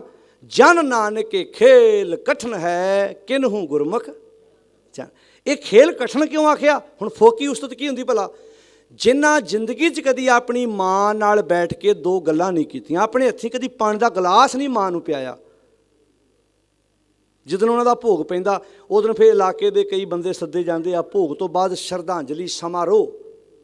ਉਹ ਫਿਰ ਮਾਈਕ 'ਤੇ ਬੋਲਣਗੇ, ਹੁਣ ਫਲਾਣੇ ਸਾਡੇ ਇਲਾਕੇ ਦੇ ਪਤਵੰਤੇ ਸ਼ਰਧਾ ਦੇ ਫੁੱਲ ਅਰਪਣ ਕਰਨਗੇ। ਉਹ ਫਿਰ ਹੌਲੀ ਹੌਲੀ ਲੋਕ ਉੱਠਣ ਲੱਗ ਪੈਂਦੇ। ਤਾਂ ਹੀ ਕਹਿੰਦੇ ਦੇਗ ਵਰਤਾਓ ਭਾਈ। ਉਹ ਫਿਰ ਇੱਦਾਂ ਬੋਲਣਗੇ, ਇਹਨਾਂ ਨੇ ਆਪਣੇ ਮਾਂ ਬਾਪ ਦੀ ਬੜੀ। ਉਹ ਵਿੱਚੇ ਹੀ ਮਾਈ ਦੀਆਂ ਭੈਣਾਂ ਵੀ ਬੈਠੀਆਂ ਹੁੰਦੀਆਂ ਵੀ ਨਵਾਉਂਦੀਆਂ ਤੇ ਅਸੀਂ ਸੀ ਆਣ ਕੇ ਉਹਨੂੰ, ਵੀ ਨੂੰਹਾਂ ਤੇ ਕਦੀ ਲਾਗੇ ਨਹੀਂ ਸੀ ਗਈਆਂ, ਬਾਪੂ ਨੂੰ ਕਦੀ ਇਹਨਾਂ ਬੁਲਾ ਕੇ ਨਹੀਂ ਸੀ ਵੇਖਿਆ। ਹੁਣ ਜਿਹੜਾ ਉਹ ਬੰਦਾ ਆਇਆ ਉਹਨੇ ਕਿਹੜਾ ਕੋਈ ਗ੍ਰੰਥ ਲਿਖਿਆ ਵੀ ਜਿਹੜੀ ਕੋਈ ਪੋਥੀ ਲਿਖੀ ਕੋਈ ਵਿਆਖਿਆ ਕਰ ਦੂੰ? ਉਹਦੇ ਕੋਲ ਮੈਟਰ ਇਹੋ ਹੀ ਆ, ਇਹਨਾਂ ਨੇ ਆਪਣੀ ਮਾਂ ਦੀ ਬੜੀ, ਇਹਨਾਂ ਨੇ ਆਪਣੇ ਬਾਪੂ ਦੀ ਬੜੀ। ਇਹ ਕੀ ਆ ਭਲਾ? ਇਹ ਆ ਕੋਲੋਂ ਗੱਲਾਂ ਬਣਾ ਬਣਾ ਕੇ ਫੋਕੀ ਵਡਿਆਈ ਕਰਨੀ। ਤੇ ਉਹ ਵਿੱਚ ਹੱਸ ਰਹੇ ਹੁੰਦੇ ਆ। ਉਹ ਕਹਿੰਦੇ ਭਰਾਵਾ ਜੇ ਤੈਨੂੰ ਨਹੀਂ ਪਤਾ, ਉਹ ਇੱਦਾਂ ਦੀ ਕਹਾਣੀ ਨਹੀਂ ਆਉਂਦੀ। ਇੱਕ ਪਿੱਛੇ ਜੇ ਆਰਟੀਕਲ ਵੀ ਛਪਿਆ ਸੀ, ਹੈ ਤਾਂ ਭਾਵੇਂ ਉਹ ਕਹਾਣੀ ਬਣਾ ਕੇ ਪੇਸ਼ ਕੀਤੀ ਸੀ, ਵੀ ਇੱਕ ਮਾਈ ਪੂਰੀ ਹੋਈ ਕਿਤੇ ਕੈਨੇਡਾ, ਉਹਦਾ ਭੋਗ ਪਾਇਆ ਉਹਨਾਂ ਪਿੰਡ, ਤੇ ਇਲਾਕੇ ਦਾ ਵਿਧਾਇਕ ਸੀ। ਉਹ ਘੁੰਮਦਾ ਘੁੰਮਦਾ ਉਹਨੇ ਵੇਖਿਆ ਵੀ ਇੱਧਰ ਰਸ਼ ਬੜਾ, ਆਂਦੇ ਹਾਂਜੀ ਇੱਧਰ ਭੋਗ ਪਿਆ ਮਾਤਾ ਦਾ। ਹੁਣ ਵਿਧਾਇਕ ਸਾਹਿਬ ਪਹੁੰਚ ਗਏ ਤੇ ਸਟੇਟ ਸੈਕਟਰੀ ਸਾਹਿਬ ਨੇ ਬੋਲਤਾ ਵੀ ਹੁਣ ਸਾਡੇ ਇਲਾਕੇ ਦੀ ਮਾਣ ਮੱਤੀ ਹਸਤੀ ਵਿਧਾਇਕ ਸਾਹਿਬ ਪਹੁੰਚੇ ਆ, ਉਹ ਮਾਤਾ ਜੀ ਨੂੰ ਸ਼ਰਧਾ ਦੇ ਫੁੱਲ ਭੇਟ ਕਰਨਗੇ। ਤੇ ਐਮਐਲਏ ਸਾਹਿਬ ਫੜ ਕੇ ਮੈਕ ਬੋਲਣ ਲੱਗ ਪਿਆ। ਸੁਣਿਓ ਧਿਆਨ ਨਾਲ, ਤਵੱਜੋ ਦੇ ਕੇ। ਉਹ ਬੋਲਦੇ ਆ, ਮਾਤਾ ਜੀ ਨਾਲ ਬੜਾ ਮੇਰਾ ਬਹੁਤ ਜ਼ਿਆਦਾ ਪਿਆਰ ਸੀ। ਜਦੋਂ ਮੈਂ ਕਿਤੇ ਇੱਧਰ ਦੀ ਲੰਘਣਾ, ਮਾਤਾ ਜੀ ਨੇ ਗੱਡੀ ਅੱਗੇ ਖਲੋ ਜਾਣਾ, ਪੁੱਤਰ ਗੰਦਲਾਂ ਛਿੱਲ ਛਿੱਲ ਕੇ ਸਰੋਂ ਦਾ ਸਾਗ ਬਣਾਇਆ, ਆਪਣੇ ਹੱਥੀਂ ਮੈਂ ਮੱਕੀ ਦੀਆਂ ਰੋਟੀਆਂ ਤਿਆਰ ਕੀਤੀਆਂ ਵਾ, ਆਹ ਮੱਖਣ ਆਪਣੇ ਹੱਥੀਂ ਕੱਢਿਆ ਤੇ ਮਾਤਾ ਨੇ ਪਾਈ ਜਾਣਾ, ਅਸੀਂ ਛਕੀ ਜਾਣਾ। ਬੜਾ ਪਿਆਰ ਸੀ, ਬੜੀ ਨੇਕ ਸੀ ਮਾਤਾ। ਅੱਛਾ, ਨੂੰਹਾਂ ਵੀ ਹੱਸੀ ਜਾਂਦੀਆਂ, ਸੰਗਤ 'ਚ ਬੈਠੀਆਂ, ਪੁੱਤ ਵੀ ਹੱਸੀ ਜਾਂਦੇ, ਪਿੰਡ ਵੀ ਹੱਸੀ ਜਾਂਦਾ ਵੀ ਮਾਤਾ ਤੇ 30 ਸਾਲ ਤੋਂ ਬਾਹਰ ਰਹਿੰਦੀ ਸੀ, ਇਹ ਕਿਹੜੀ ਮਾਈ ਦੇ ਹੱਥੋਂ ਇਹ ਗੰਦਲਾਂ ਛਿਲ ਛਿਲ ਕੇ ਸਾਗ ਖਾਂਦਾ ਰਿਹਾ। ਉਹ ਕਿਸੇ ਨੇ ਥੱਲਿਓਂ ਪਜਾਮਾ ਖਿੱਚਿਆ, ਐਮਐਲਏ ਸਾਹਿਬ ਮਾਈ ਤੇ ਉੱਥੇ ਰਹਿੰਦੀ ਸੀ। ਆਂਦਾ ਅੱਛਾ ਫਿਰ ਗਵਾਂਢੀਆਂ ਦੀ ਹੋਣੀ ਆ। ਹੁਣ ਆਹ ਢੀਠਪੁਣੇ ਦੀ ਕੋਈ ਹੱਦ ਹੈ ਸਾਡੀ ਵੀ ਮੈਟਰ ਸਾਡੇ ਕੋਲ ਇਹੋ ਹੁੰਦਾ ਉਹ ਬੋਲੀ ਜਾਣਾ ਉੱਥੇ। ਇਹ ਕੰਮ ਬੰਦ ਕਰੋ। ਜੇ ਮਾਂ ਦੀ ਕਿਸੇ ਨੇ ਸੇਵਾ ਕੀਤੀ ਤੇ ਕਦੋਂ 'ਚ ਤੀਰ ਨਹੀਂ ਮਾਰਿਆ, ਮਾਂ ਨੇ ਵੀ 4 ਪੁੱਤਾਂ ਦੀ ਸੇਵਾ ਕੀਤੀ ਹੈ। ਇੱਕ ਦੇ 4 ਦਿਨ ਮਾਂ ਨੂੰ ਰੋਟੀ ਖਵਾਤੀ, ਬਹੁਤ ਵੱਡਾ ਕੰਮ ਕਰਤਾ। ਜਿਹੜੀ ਮਾਂ ਨੇ ਨਿੱਕੇ ਹੁੰਦਿਆਂ ਬੱਚਿਆਂ ਦੀਆਂ ਸਦਰਾਂ ਪੂਰੀਆਂ ਕੀਤੀਆਂ, ਸੇਵਾ ਕੀਤੀ ਹੈ। ਮਾਂ ਬਾਰੇ ਤੇ ਅੱਜ ਤੁਸੀਂ ਬੋਲਤਾ ਵੀ ਮਾਂ ਦੀ ਫਲਾਣੀ ਨੂੰਹ ਨੇ ਸੇਵਾ ਕੀਤੀ ਹੈ। ਨੂੰਹ ਨੂੰ ਇਹ ਵੀ ਦੱਸ ਦਿਓ ਕਿ ਜਿਹਦੇ ਲੜ ਲਾ ਕੇ ਤੂੰ ਵਿਆਹੀ ਆਈ ਹੈ, ਉਹਨੂੰ ਜਨਮ ਦੇਣ ਵਾਲੀ ਇਹੋ ਮਾਤਾ ਹੈ। ਜਿਹਦਾ ਪੱਲਾ ਫੜ ਕੇ ਤੂੰ ਇਸ ਘਰ ਤੱਕ ਸਫ਼ਰ ਤੈਅ ਕੀਤਾ, ਉਸ ਵਿਅਕਤੀ ਨੂੰ ਦੁਨੀਆ ਤੇ ਲਿਆਉਣ ਵਾਲੀ ਇਹ ਮਾਂ ਹੈ।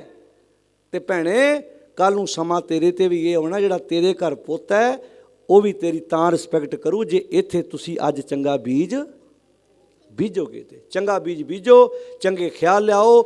ਮੁੱਖ ਨਿੰਦਾ ਆਖਾਂ ਦਿਨ ਰਾਤ, ਪਰ ਘਰ ਜੋ ਹੀ ਮੈਂ ਮੁੱਖ ਵਿੱਚੋਂ ਨਿੰਦਾ ਆਖਦਾ ਦਿਨ ਰਾਤ, ਪਰ ਘਰ ਜੋ ਹੀ ਪਰਾਏ ਘਰ ਨੂੰ ਮਾੜੀ ਨਿਗਾਹ ਨਾਲ ਤੱਕਦਾ। ਨੀਚ ਸਨਾਤ, ਕੋਈ ਨੀਵੀਂ ਜਾਤ ਨਹੀਂ ਹੁੰਦੀ, ਕੋਈ ਉੱਚੀ ਜਾਤ ਨਹੀਂ ਹੁੰਦੀ। ਇਹ ਨੀਵੀਂ ਉੱਚੀ ਜਾਤ ਸਾਡੇ ਦਿਮਾਗ 'ਚ ਪਾਏ ਹੋਏ ਵਹਿਮ ਨਾ। ਉੱਚੀ ਜਾਤ ਬਣਦੀ ਹੈ ਚੰਗੇ ਕੰਮਾਂ ਨਾਲ, ਮਾੜੀ ਜਾਤ ਬਣਦੀ ਹੈ ਮਾੜੇ ਕੰਮਾਂ ਨਾਲ। ਜਨਮ ਲੈਣ ਕਰਕੇ ਕੋਈ ਉੱਚਾ ਨੀਵਾਂ ਨਹੀਂ, ਕਿਉਂਕਿ ਗਰਭਵਾਸ ਮੈਂ ਕੁਲ ਨਹੀਂ ਜਾਤੀ। ਬ੍ਰਹਮ ਬਿੰਦ ਤੇ ਸਭ ਉਤਪਾਤੀ, ਕੌਰੇ ਪੰਡਤ ਬਾਹਮਣ ਕਵ ਕੇ ਹੋਏ। ਬਾਹਮਣ ਕਹਿ ਕੇ ਜਨਮ ਮਤ ਖੋਏ, ਜੋ ਤੂੰ ਬ੍ਰਾਹਮਣ ਬ੍ਰਾਹਮਣੀ ਜਾਇਆ, ਤੋ ਆਣ ਬਾਟ ਕਾਹੇ ਨਹੀਂ ਆਇਆ। ਚੰਗੇ ਕੰਮ ਕਰੋਗੇ ਜਾਤ ਉੱਚੀ, ਮਾੜੇ ਕੰਮ ਕਰੋਗੇ ਜਾਤ। ਜਿਹੜੇ ਮਰਜ਼ੀ ਘਰਾਣੇ 'ਚ ਪੈਦਾ ਹੋਏ ਹੋ, ਜੇ ਕੰਮ ਚੰਗੇ ਆ ਤੇ ਜਾਤ ਆਪਣੇ ਆਪ ਉੱਚੀ ਹੋ ਜਾਣੀ ਹੈ। ਇਸ ਕਰਕੇ ਜਾਤ ਪਾਤ ਸਾਡੇ ਆਪਣੇ ਹੱਥ ਵੱਸ ਆ।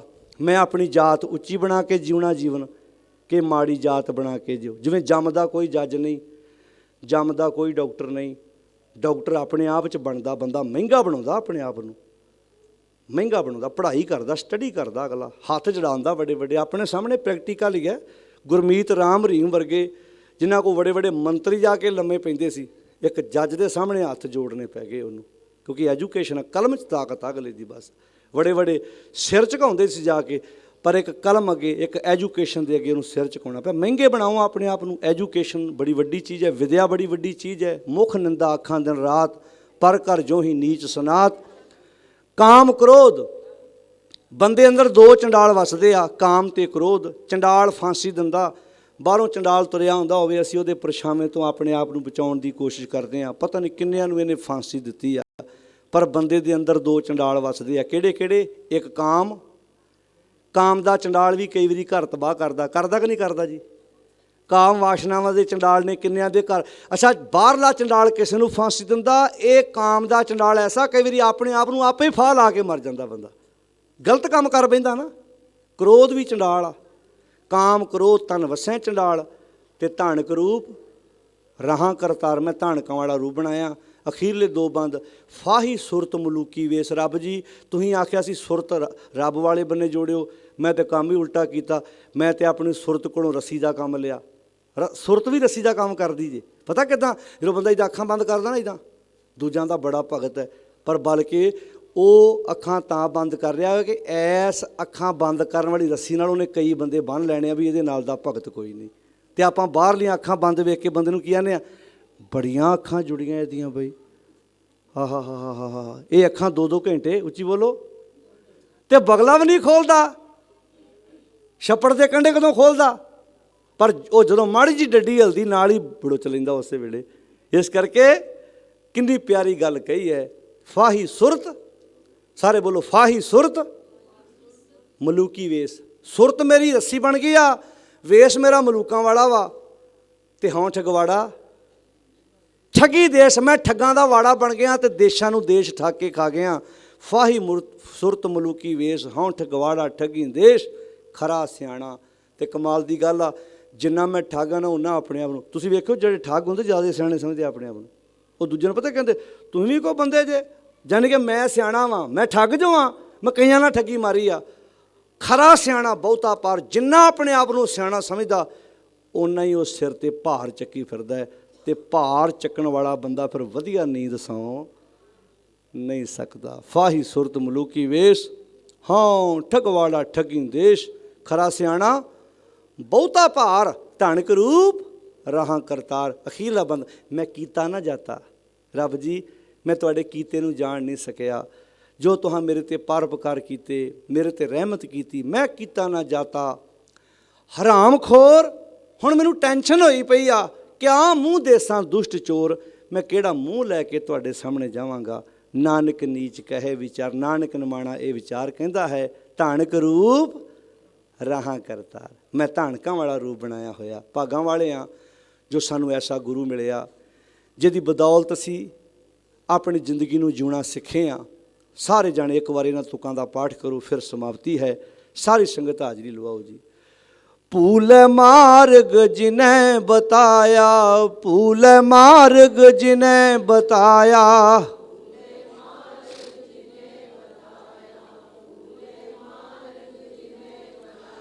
ਐਸਾ ਗੁਰ ਵਡ ਭਾਗੀ ਪਾਇਆ, ਐਸਾ ਗੁਰ ਵਡ ਭਾਗੀ ਪਾਇਆ।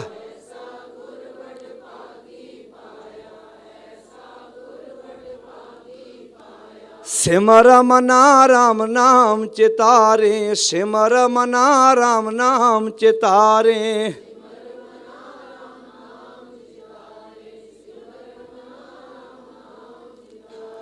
ਬਸ ਰਹਿ ਹਿਰਦੈ ਗੁਰ ਚਰਨ ਪਿਆਰੇ, ਬਸ ਰਹਿ ਹਿਰਦੈ ਗੁਰ ਚਰਨ ਪਿਆਰੇ।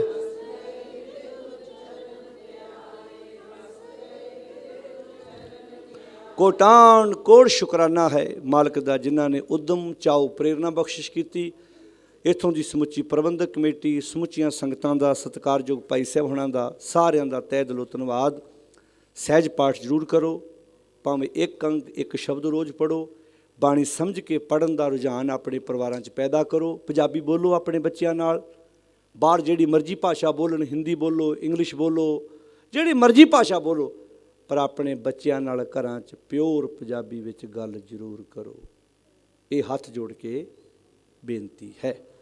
ਵਿਦੇਸ਼ਾਂ 'ਚ ਵੇਖਿਆ ਕਈ ਬੱਚੇ ਉੱਥੋਂ ਦੇ ਜੰਮਪਲ, ਇੱਕ ਵੀ ਸ਼ਬਦ ਉਹ ਪੰਜਾਬੀ ਤੋਂ ਬਿਨਾਂ ਆਪਣੇ ਘਰ 'ਚ ਦੂਜਾ ਨਹੀਂ ਬੋਲਦੇ।